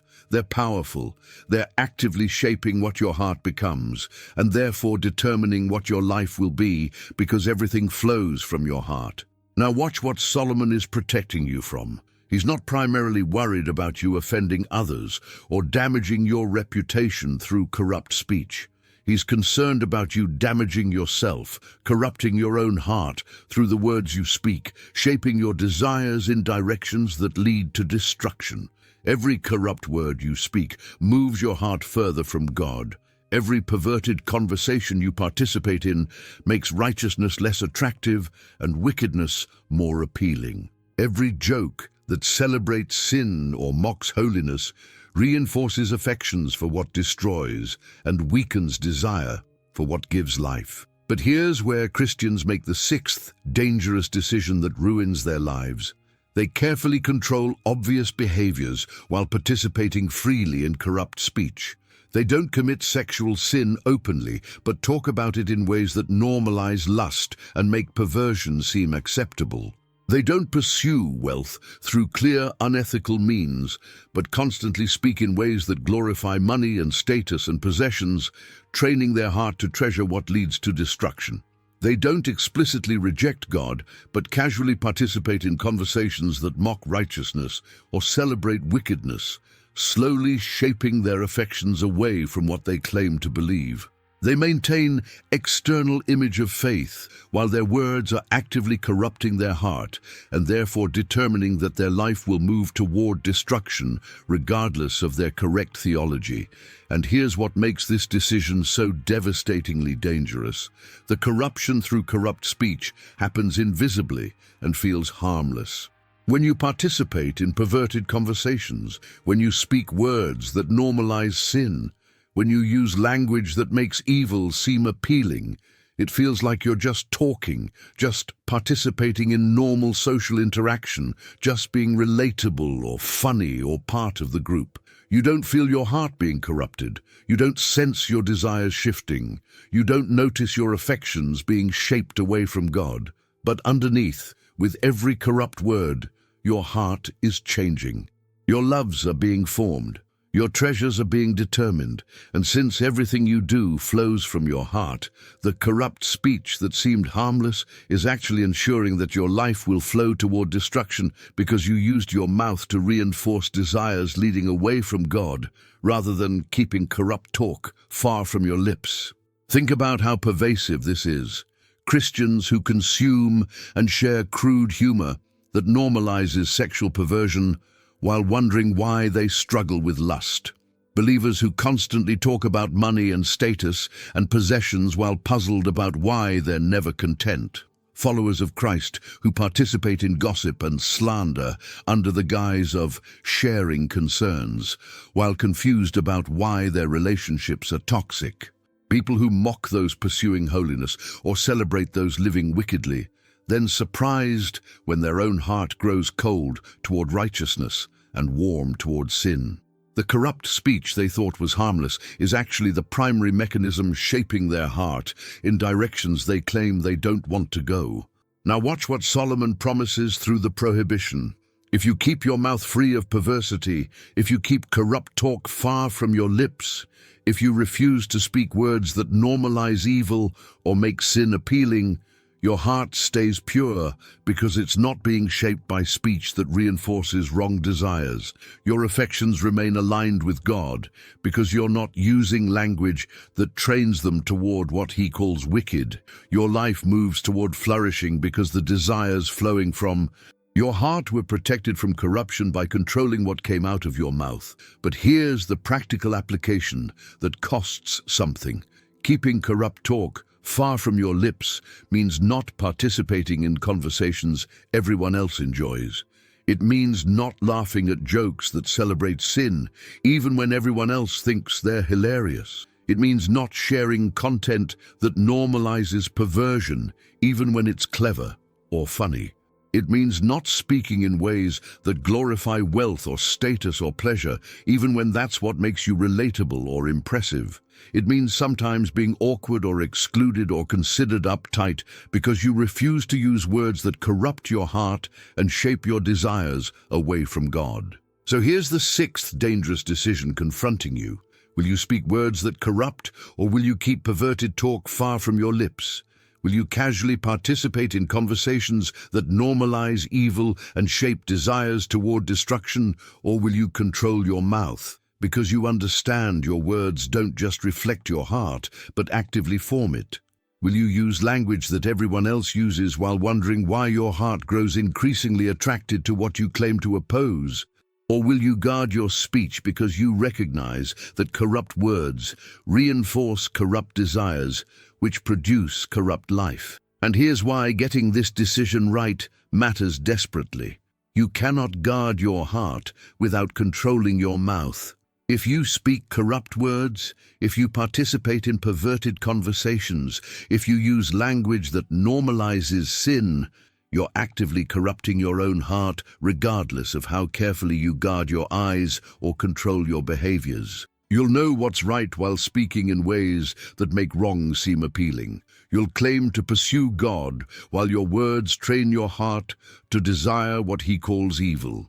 You'll wonder why righteousness feels increasingly unattractive and wickedness increasingly compelling, never comprehending that the corrupt speech you thought was harmless is the primary force shaping desires that determine where your life goes. But if you make the right decision, if you keep your mouth free of perversity, if you keep corrupt talk far from your lips, if you refuse to speak words that corrupt your heart even when it costs you socially, your heart will be protected.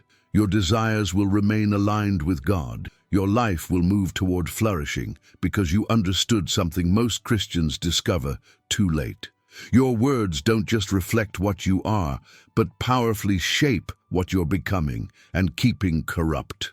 Speech far from your lips is essential to guarding your heart, which determines absolutely everything about your life. Walking paths everyone else walks instead of carefully considering the road for your feet, discovering why Solomon commands you to examine where you're going before you go there, because most people end up destroyed simply by following wherever the crowd leads. Have you ever stopped to consider why Solomon, after commanding you to control your eyes and guard your mouth, finally addresses your feet? Where he doesn't just tell you to walk carefully or be cautious about where you go, but issues this urgent series of imperatives that reveal most people's destruction comes not from dramatic rebellion, but from thoughtlessly following wherever everyone else is going. Give careful thought to the paths for your feet, and be steadfast in all your ways. Do not turn to the right or the left. Keep your foot from evil, Because when you examine why Solomon emphasizes giving careful thought to your paths rather than just assuming the roads everyone else walks are safe to follow, when you notice he commands steadfastness, as if staying on the right path requires constant intentionality rather than just going with the flow, when you recognize he's warning against turning right or left, as if the danger isn't just obviously evil paths, but any deviation from the narrow way that leads to life, you're discovering the seventh dangerous decision many Christians make too late. Walking paths everyone else walks instead of carefully considering the road for their feet, assuming that if most people are going a certain direction, it must be safe and acceptable, thoughtlessly following cultural norms and social expectations without examining where those paths actually lead, discovering too late that the wide road leading to destruction is wide precisely. Because that's where the crowd goes, while the narrow path leading to life is narrow, because so few find it or choose it even when they know it's right. So watch what Solomon reveals about the connection between your feet and everything that came before. You guard your heart because everything flows from it. You control your eyes because where your gaze goes, your heart follows. You guard your mouth because corrupt speech shapes corrupt desires. And now you must give careful thought to where your feet actually walk, because your heart, shaped by what you looked at and spoke about, will inevitably drive your feet towards certain paths. And if you don't carefully consider where those paths lead before you walk them, you'll end up destroyed simply by going where your corrupted heart naturally leads or where everyone else thoughtlessly goes. And notice the specific command: give careful thought to the paths for your feet. In careful thought, the Hebrew word palas means to weigh, to consider seriously, to examine thoroughly, to think through carefully before acting. Solomon isn't saying be generally aware or sort of pay attention or try to be careful. He's commanding serious examination, thorough consideration, careful weighing of where paths actually lead before you commit your feet to walking them. This is the opposite of how most people navigate life. They don't carefully examine paths before walking them. They don't thoroughly consider where roads lead before committing to them. They just go wherever seems appealing, or wherever the crowd is heading, or wherever requires the least resistance, discovering too late that they walked straight into destruction they could have easily avoided by simply thinking carefully about where paths lead before following them. Now watch what Solomon emphasizes about steadfastness. Be steadfast in all your ways. Steadfast, kan in Hebrew, means to be firmly established, stable, unwavering. Once you've carefully considered the paths and identified the way that leads to life, you don't casually deviate from it whenever something else seems appealing or convenient. You don't turn aside when the path gets difficult. You don't abandon the right road because everyone else is walking different directions. You stay steadfast, remain firm, continue unwavering on the path you carefully determined leads to life, regardless of what competing options present themselves or what easier roads seem to offer. But here's what most people completely miss. The primary danger isn't dramatically evil paths that obviously lead to destruction. Watch what Solomon warns against. Do not turn to the right or the left. Right or left. These aren't descriptions of obviously wicked paths versus righteous ones. These are any deviations from the narrow way, any turns away from the path that leads to life, any side roads that seem appealing or acceptable or pursued by respectable people, but that ultimately lead away from where you need to go. The danger is subtle deviation, gradual turning, small compromises that don't feel like abandoning righteousness, but that progressively move you off the path of life onto roads that end in destruction. Think about what this means practically. The path that leads to life is narrow. It's the way Jesus described where few find it or choose it. It's the road marked by righteousness, wisdom, obedience to God's ways, even when costly. And on either side of this narrow path are countless other roads, some obviously evil, but most looking perfectly acceptable, pursued by respectable people, celebrated by culture, validated by majority opinion.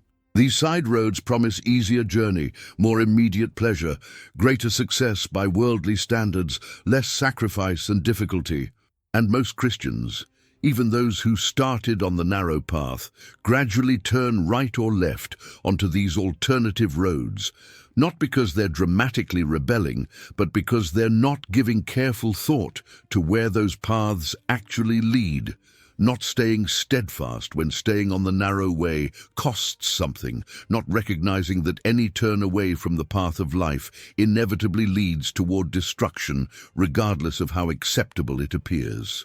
Now here's where Christians make the seventh dangerous decision that devastates their lives. They assume that paths most people walk must be safe and acceptable.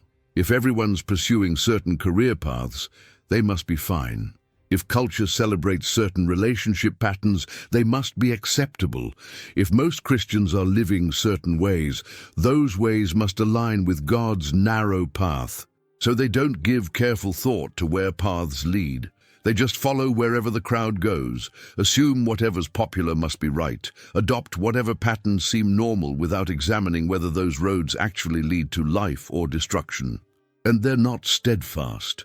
When the narrow path costs something, when righteousness requires sacrifice, when following God's ways means going against the flow, they turn right or left onto easier roads everyone else walks, never carefully considering that those paths lead to destruction. Think about how pervasive this is. Christians who pursue careers everyone says lead to success without carefully considering whether those paths align with how God calls them to use their lives. Discovering decades later, they built impressive achievements on roads leading away from God's purpose. Believers who enter relationships, everyone validates as acceptable without giving careful thought to whether those partnerships lead toward righteousness or away from it, finding themselves years in wondering why their lives are marked by conflict and dysfunction.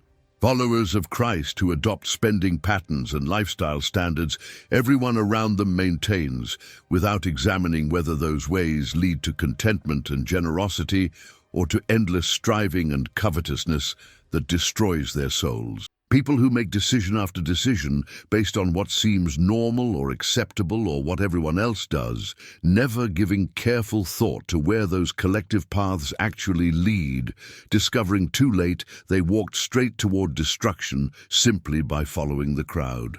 And here's what makes this decision so dangerous. Following the crowd feels safe. When you walk paths everyone else walks, you have company, validation, social acceptance. When you turn right or left away from the narrow path onto roads most people travel, it doesn't feel like deviation or compromise. It feels like wisdom, like being realistic, like adapting appropriately to circumstances. The destruction doesn't announce itself. The roads leading away from life don't have obvious warning signs. They're filled with respectable people achieving what culture celebrates.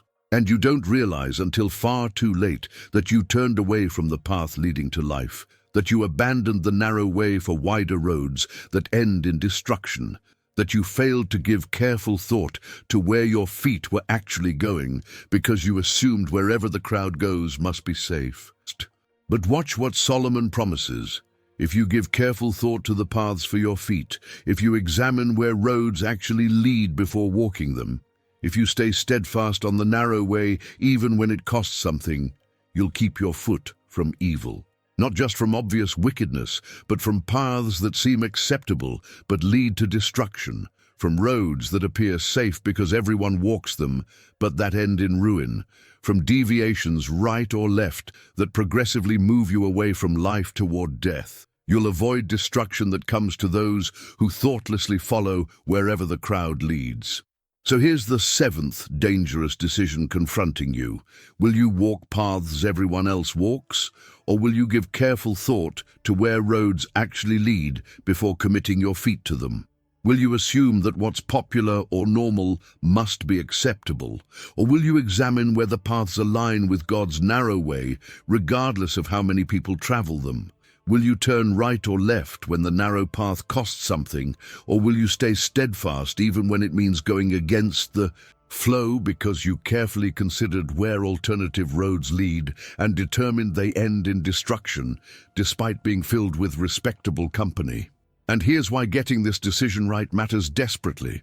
Most people end up destroyed not through dramatic rebellion, but through thoughtlessly following wherever everyone else goes. They don't carefully examine paths before walking them. They don't stay steadfast when the narrow way requires sacrifice. They turn right or left onto roads that seem acceptable because the crowd validates them, discovering too late those paths led to destruction. They wonder why their lives didn't turn out as hoped, never comprehending that they failed to give careful thought to where their feet were going, never recognizing they abandoned the path leading to life. For wider roads, everyone else walks that end in ruin. But if you make the right decision, if you give careful thought to paths for your feet, if you examine where roads lead before walking them, if you stay steadfast on the narrow way even when it costs everything, you'll keep your foot from evil. Avoid destruction that comes from thoughtlessly following the crowd. Walk the path that leads to life, while others turn right or left onto roads that seem appealing but lead to ruin. You'll understand something most Christians discover too late. The narrow path is narrow precisely because so few choose it, even when they know it's right. And staying steadfast on that path, despite whatever easier roads the crowd travels, is the difference between life and destruction, between flourishing and ruin, between discovering God's purposes and wasting your existence following wherever everyone else thoughtlessly goes. Choosing immediate pleasure over future flourishing, discovering why Solomon warns that paths seeming right in the moment lead to death. While the difficult path of discipline leads to life you desperately want, but keep sacrificing for what you want right now. Have you ever wondered why Solomon, after commanding you to give careful thought to your paths and stay steadfast on the narrow way, circles back to emphasize something he's been building toward throughout this entire chapter, where he doesn't just warn you once about dangerous paths, but repeatedly contrasts the way that leads to life with ways that lead to death, where he keeps returning to this fundamental reality that the paths most appealing in the moment, the roads promising immediate satisfaction, the ways that seem right to you based on current desires, are the very paths that end in destruction, while the difficult path of wisdom and righteousness that costs you now leads to the flourishing life you actually want. But keep sacrificing for temporary pleasures, you'll regret. There is a way that appears to be right, but in the end it leads to death. Because when you examine why Solomon repeats this warning multiple times throughout Proverbs, when you notice he's not just concerned about you making one wrong decision, but about the fundamental pattern of choosing based on what seems right in the moment, rather than what actually leads to life, when you recognize he's revealing that your natural inclination, what appears right to you, what feels good now, what promises immediate satisfaction, is precisely what destroys you unless you have wisdom to see beyond the moment. You're discovering the 8th dangerous decision many Christians make too late, choosing immediate pleasure over future flourishing, sacrificing what they actually want long-term for what they want right now, trading the difficult path of discipline that leads to abundant life for easier paths that promise satisfaction in the moment, but lead to emptiness, regret, and destruction they didn't see coming because they made decisions based on what appeared right rather than on wisdom about what actually leads to life. So watch what Solomon reveals about human nature that explains why most people end up destroyed.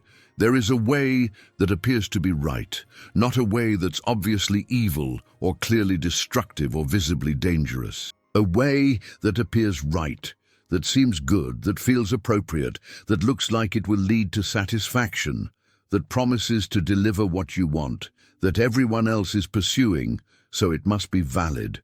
Your natural inclination, your immediate desires, your instinctive assessment of what will make you happy, all point you toward paths that appear right, but that actually lead to death. This is why you desperately need wisdom, why you can't just follow your heart or trust your instincts or do what feels right, because what appears right to you in your current state, shaped by corrupted desires and limited understanding, is precisely what destroys you.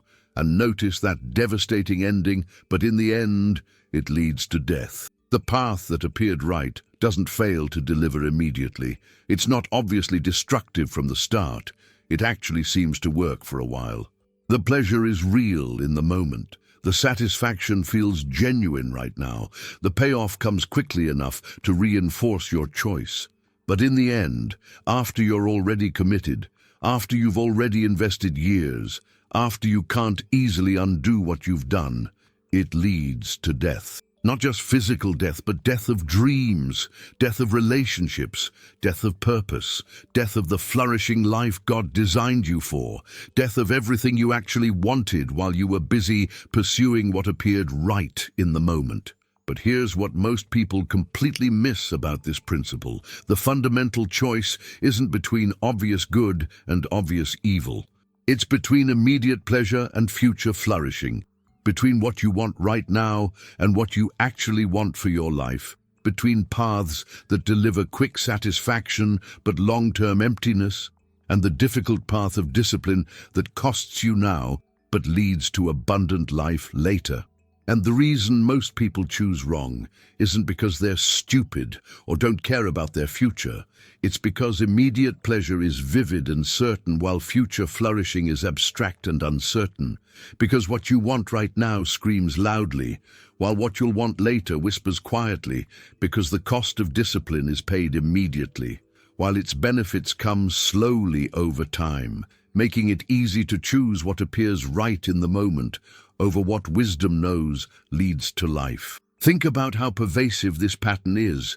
The person who wants a healthy body and long life, but chooses immediate pleasure of unhealthy food and sedentary comfort over the discipline of nutrition and exercise, wondering years later why their health is destroyed.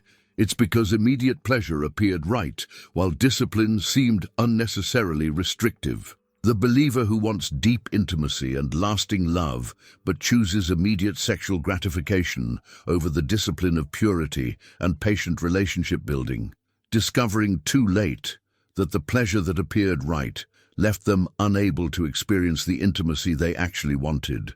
The Christian who wants financial freedom and generous capacity, but chooses immediate consumption over the discipline of saving and delayed gratification, finding themselves decades in still trapped by debt and unable to give as they wish.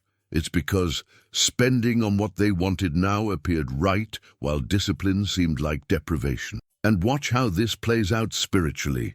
The follower of Christ, who wants deep relationship with God and spiritual maturity, but chooses immediate entertainment over the discipline of scripture study and prayer, wondering why their faith feels shallow and powerless. It's because relaxing after a long day appeared right while discipline seemed burdensome. The believer who wants transformed character and Christ-likeness, but chooses immediate comfort over the discipline of confronting sin patterns and pursuing holiness, discovering years later they're unchanged despite decades of church attendance. It's because avoiding pain appeared right, while discipline seemed too costly. The Christian who wants to make eternal impact but chooses immediate approval and comfort over the discipline of sacrificial service and countercultural witness, reaching the end of life, realizing they built nothing that lasts. It's because pursuing what made life comfortable appeared right, while discipline required too much sacrifice. Now here's where Christians make the eighth dangerous decision that ruins their lives. They genuinely want the life wisdom produces. They want health, strong relationships, financial freedom, spiritual depth, eternal impact, the flourishing God designed humans to experience.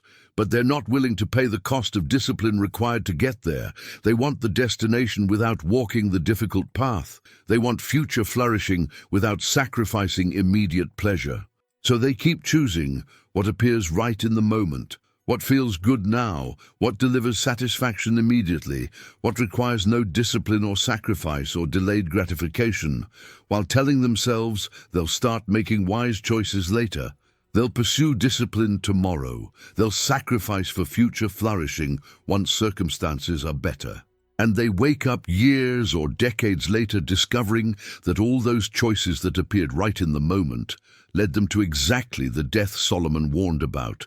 Not necessarily physical death, but death of everything they actually wanted. Death of the life they could have had if they'd been willing to choose discipline over pleasure, wisdom over instinct, future flourishing over immediate gratification. And here's what makes this decision so devastatingly dangerous. The consequences are delayed. When you choose immediate pleasure over discipline, when you sacrifice future flourishing for what you want right now, when you walk paths that appear right but lead to death, nothing bad happens immediately. The pleasure is real. The satisfaction is genuine. The path seems to be working. You don't see any negative consequences for choosing comfort over discipline, for pursuing what feels right over what wisdom commands, for trading long-term flourishing for short-term gratification. So you keep making the same choice, reinforcing the same pattern, walking further down the path that appeared right, until suddenly you're years in, and the death Solomon warned about is now your reality. Poor health you can't easily recover, broken relationships you can't simply repair, financial bondage you can't quickly escape, spiritual shallowness you can't instantly transform, wasted years you can't get back. Discovering too late that the path that appeared right led exactly where wisdom said it would, to death of everything you actually wanted while you were busy pursuing what you wanted in the moment. But watch what Solomon has been building toward throughout this entire chapter. If you treasure your father's instruction, if you get wisdom at any cost, if you stay on the path of righteousness despite difficulty, if you guard your heart above all else, if you control your eyes and mouth and feet, if you give careful thought to your paths and stay steadfast, you're choosing discipline over immediate pleasure, future flourishing over momentary gratification, the difficult path wisdom reveals, over the easy paths that appear right. And that discipline, that choice to sacrifice now for future good, that willingness to walk difficult paths because wisdom shows they lead to life, produces the flourishing you actually want, not immediately, not without cost, not without sacrifice and difficulty and delayed gratification. But in the end, the disciplined path leads to life, abundant life, flourishing life, the life God designed you for, while the paths that appeared right lead to death of everything you were actually pursuing. So here's the 8th dangerous decision confronting you. Will you choose immediate pleasure over future flourishing, or will you embrace the discipline that costs you now but leads to life you actually want? Will you sacrifice long-term good for short-term gratification, or will you reject paths that appear right in favor of wisdom about what actually leads to abundant life? Will you keep making decisions based on what you want right now, or will you choose based on where paths ultimately lead, regardless of what appears right in the moment? And here's why getting this decision right matters more than almost anything. Your life is the sum of choices between immediate pleasure and future flourishing. Every day you choose either discipline that costs you now but leads to life, or comfort that satisfies you momentarily but leads to death. If you consistently choose what appears right in the moment, you'll wake up years from now, having arrived at exactly the death Solomon warned about, not necessarily physical death, but death of health, relationships, purpose, spiritual depth, everything you actually wanted. Wondering how you got there, never comprehending it was the accumulated result of 1,000 small choices to pursue immediate pleasure over the discipline wisdom commanded. But if you make the right decision, if you choose discipline over pleasure, future flourishing over immediate gratification, the difficult path wisdom reveals over easy paths that appear right, you'll experience the life you actually want, not easily. Not without sacrifice, not without choosing hard things repeatedly when easier options scream for your attention. But in the end, you'll discover that the disciplined path led to abundant life, while everyone around you who chose what appeared right ended up with the death Solomon warned about. learning too late that paths, seeming right in the moment, lead to destruction, while the difficult path of wisdom leads to everything they were actually pursuing but kept sacrificing for what they wanted right now. Living as if you have unlimited time to change direction, discovering why Solomon's urgent warnings throughout Proverbs 4 reveal that the window for making right decisions closes faster than you realize, and discovering too late means discovering when it's too late to change what your choices have made you. Have you ever noticed that woven throughout Solomon's entire urgent plea in Proverbs chapter 4, through every command to get wisdom, every warning about paths leading to death, every instruction about guarding your heart and controlling your eyes and mouth and feet, there's this underlying tone of desperate urgency, this sense that time is running out, this repeated emphasis on acting now rather than later, as if Solomon knows that the single most dangerous assumption people make is thinking they have unlimited time to implement wisdom later, while continuing to walk foolish paths now, believing they can change direction whenever they want, without recognizing that every day of walking wrong paths makes changing direction harder until eventually it becomes impossible. Listen, my son. Accept what I say, and the years of your life will be many. I instruct you in the way of wisdom and lead you along straight paths. When you walk, your steps will not be hampered. When you run, you will not stumble.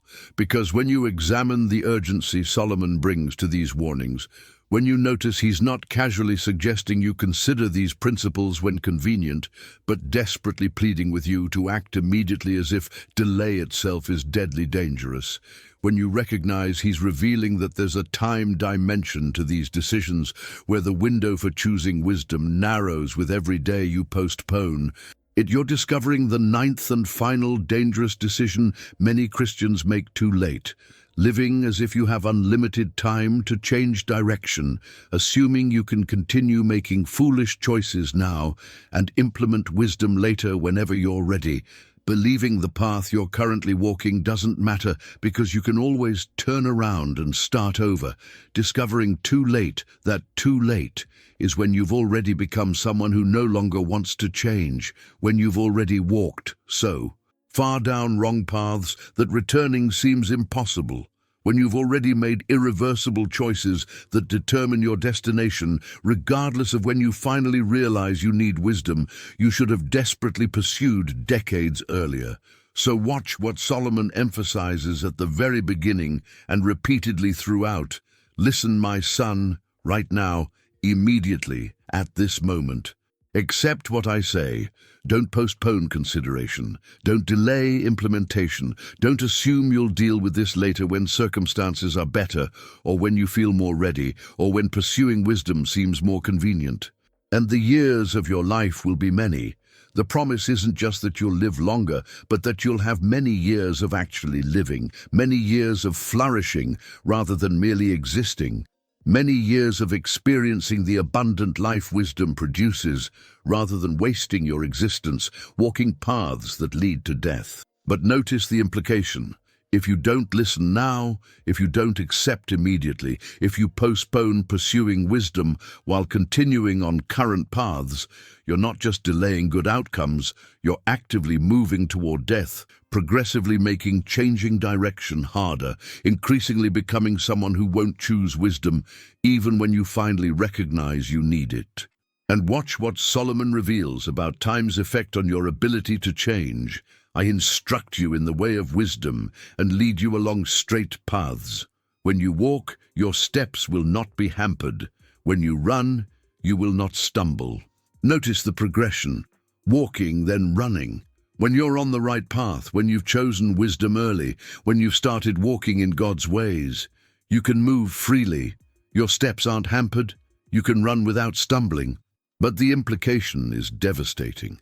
If you're on the wrong path, if you've spent years walking in foolishness, if you've ingrained patterns of choosing immediate pleasure over discipline, your steps are hampered. You can't run freely. You stumble when you try to change direction. The longer you walk wrong paths, the harder it becomes to change course, not just because you're further from where you need to be, but because you've become someone who's less able to choose differently. But here's what most people completely miss about this time dimension. Change becomes harder not just externally, but internally. Externally, the longer you walk wrong paths, the more consequences accumulate that can't easily be undone. Broken relationships that can't simply be repaired, damaged health that can't quickly be recovered, wasted years that can't be retrieved, patterns ingrained so deeply they're nearly impossible to break. But the internal change is even more devastating. The longer you choose foolishness, the more your heart is shaped by those choices. The more you pursue immediate pleasure, the less capable you become of choosing discipline.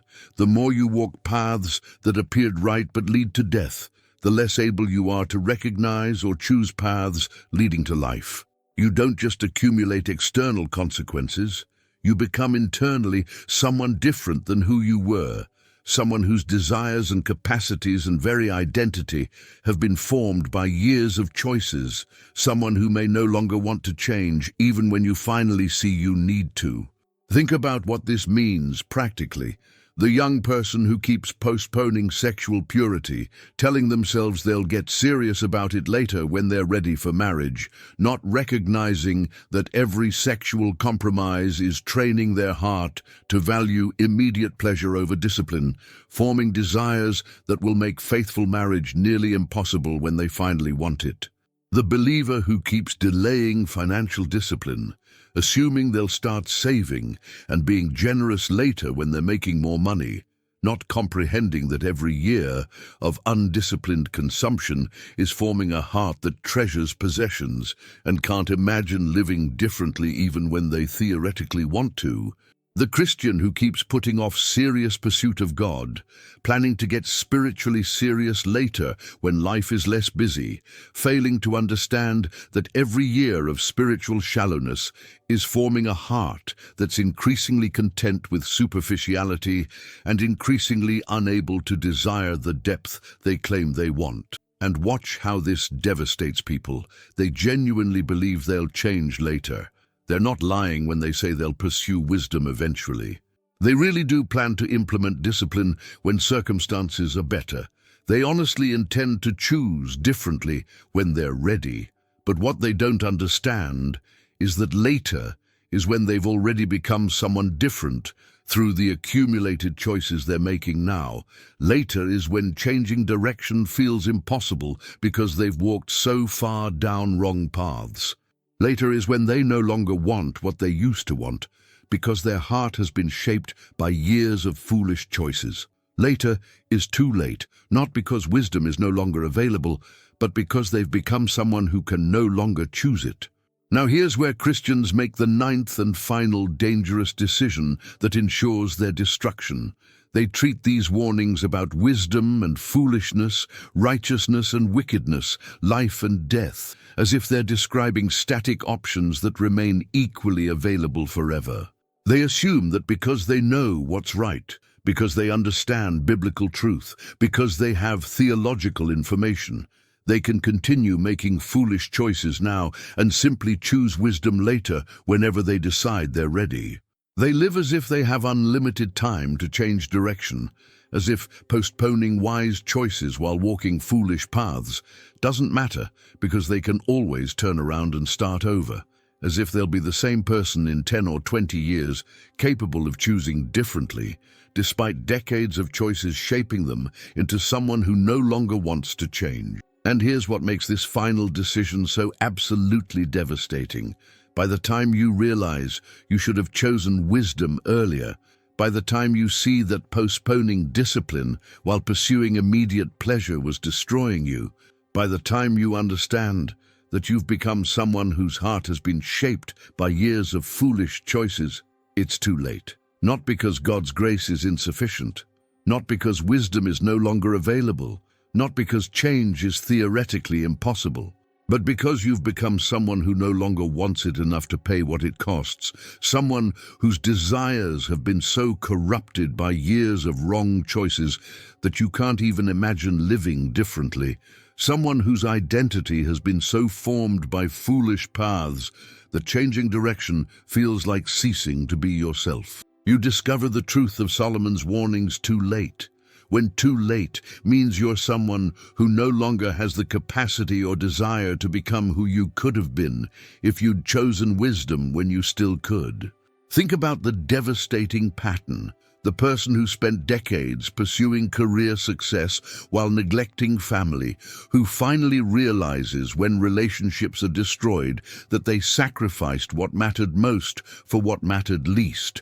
But by then, there's someone whose entire identity is wrapped up in achievements, whose heart can't even imagine different priorities, who's lost the capacity to value intimacy over accomplishment even though they intellectually recognize their mistake. The believer who spent years pursuing comfort while avoiding sacrifice, who finally sees when it's too late to change course that they wasted their entire existence on themselves. But by then they're someone so formed by self-protection that sacrificial living feels impossible, whose heart has been so shaped by comfort that they can't choose differently, even when they desperately wish they could. The Christian who postponed holiness while tolerating sin patterns, who eventually recognizes the destruction those patterns caused. But by then, they're someone so enslaved to behaviors they've practiced for decades that change seems impossible even when they theoretically want it. But watch what Solomon offers to those who choose wisdom now. Listen, my son, accept what I say, and the years of your life will be many. Not just the years you exist, but the years you actually live. Years of flourishing rather than merely surviving. Years of experiencing what God designed rather than settling for death disguised as life. Years you didn't waste walking paths that appeared right, but led to destruction. When you walk, your steps will not be hampered. When you run, you will not stumble. Not because life will be easy, but because you'll be on paths that lead somewhere good. Because your heart will be shaped by wisdom rather than corrupted by foolishness. Because you'll have capacity to move freely toward life rather than being hampered by consequences of decades of wrong choices, and formed into someone who can no longer choose differently even when you finally want to. So here's the ninth and final dangerous decision confronting you. Will you live as if you have unlimited time to change direction? Or will you recognize that the window for choosing wisdom narrows with every day you postpone it? Will you assume you can continue walking foolish paths now and implement discipline later whenever you're ready? Or will you understand that every choice is forming who you're becoming and determining whether you'll even want to change when later arrives? Will you treat these warnings as interesting information about options that remain equally available forever?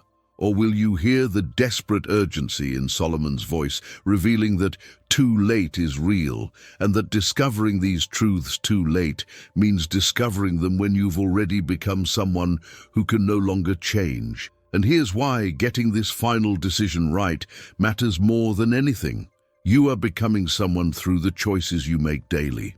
Every decision to pursue wisdom or foolishness, discipline or immediate pleasure, the narrow path or wider roads, is forming your heart, shaping your desires, determining who you're becoming. If you postpone choosing wisdom while walking foolish paths, you're not just delaying good outcomes. You're actively becoming someone different, someone whose heart is being shaped by foolishness, someone who may not want wisdom when you finally think you're ready for it.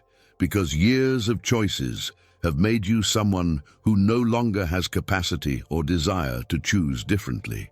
But if you make the right decision, if you hear Solomon's urgent warnings, not as interesting information, but as desperate plea from someone who's seen countless people discover these truths too late, if you choose wisdom now rather than postponing it for later that may never come, if you understand that the window for changing direction closes progressively with every day you walk wrong paths, you'll experience the many years of life Solomon promises. Not easy years.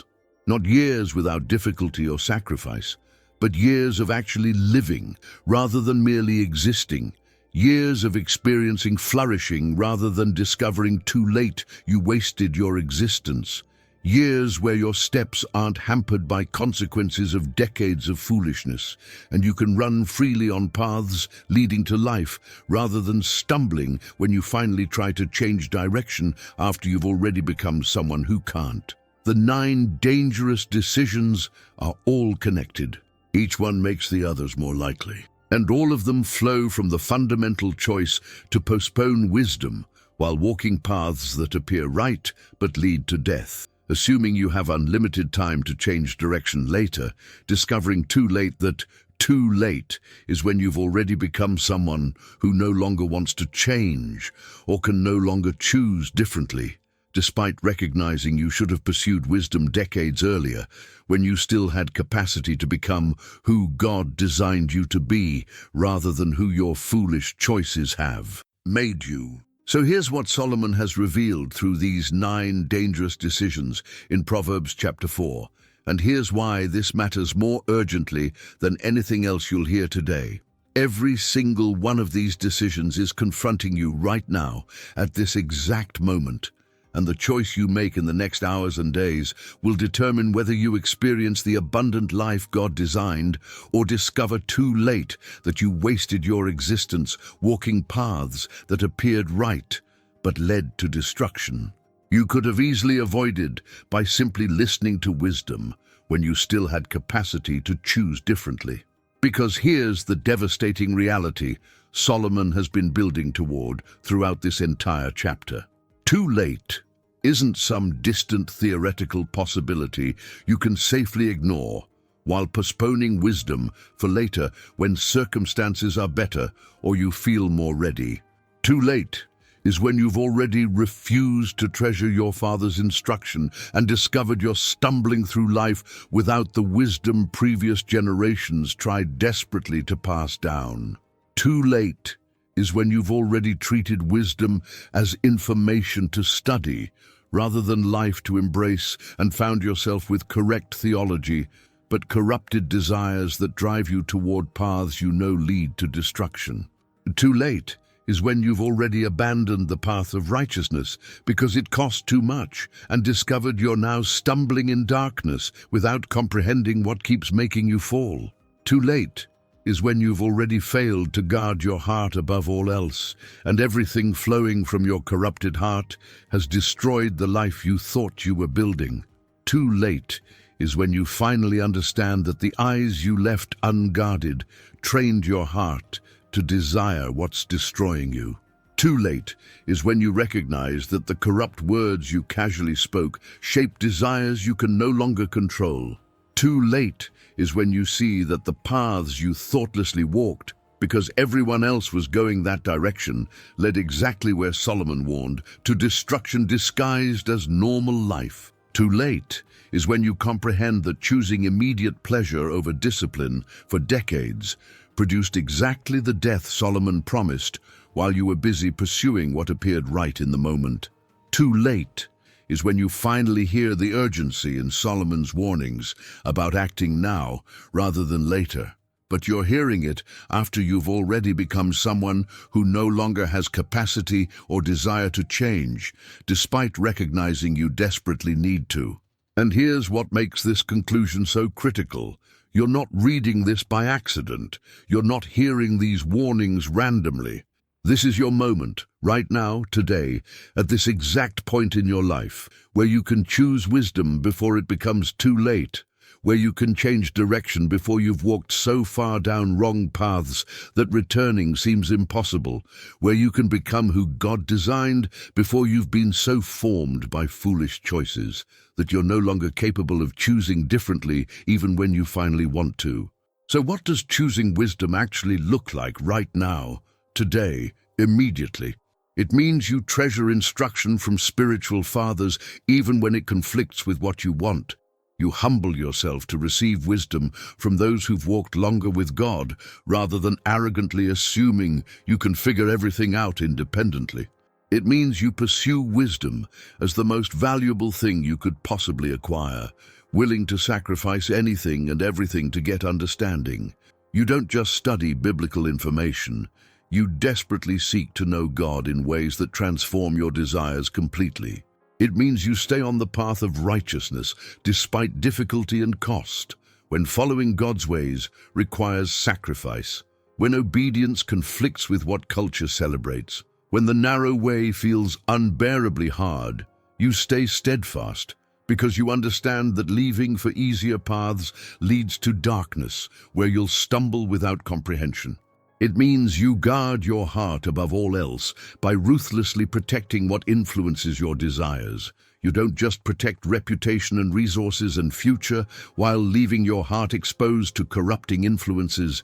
You vigilantly control what shapes your affections because you understand everything flows from your heart. It means you fix your gaze on the path forward rather than letting your eyes wander toward destructive content. You actively control what you look at because you recognize that where your gaze goes, your heart inevitably follows. It means you keep corrupt talk far from your lips because you understand your words don't just reflect your heart, but powerfully shape what it becomes. You refuse to speak in ways that normalize evil or make sin appealing, regardless of how that isolates you socially. It means you give careful thought to where your feet are actually going, rather than thoughtlessly following wherever the crowd leads. You examine paths before walking them. You stay steadfast on the narrow way, even when easier roads seem appealing. You recognize that most people end up destroyed simply by going where everyone else goes. It means you choose discipline over immediate pleasure, future flourishing over momentary gratification. You sacrifice what you want right now for what you actually want for your life, understanding that paths appearing right in the moment lead to death, while difficult discipline leads to abundant life. And it means you act now rather than postponing wisdom for later. You recognize that every day of walking foolish paths is forming you into someone who may not want to change when later finally arrives, that the window for choosing differently narrows progressively, that too late is real and arriving faster than you comprehend. But here's what you need to understand about this moment. If you hear these warnings and postpone acting on them, if you recognize these truths but assume you'll implement them later when circumstances are better, if you acknowledge these decisions but continue walking the same paths you were walking before, you've already made the most dangerous decision of all. You've chosen to live as if you have unlimited time to change direction. You've decided that immediate comfort matters more than future flourishing.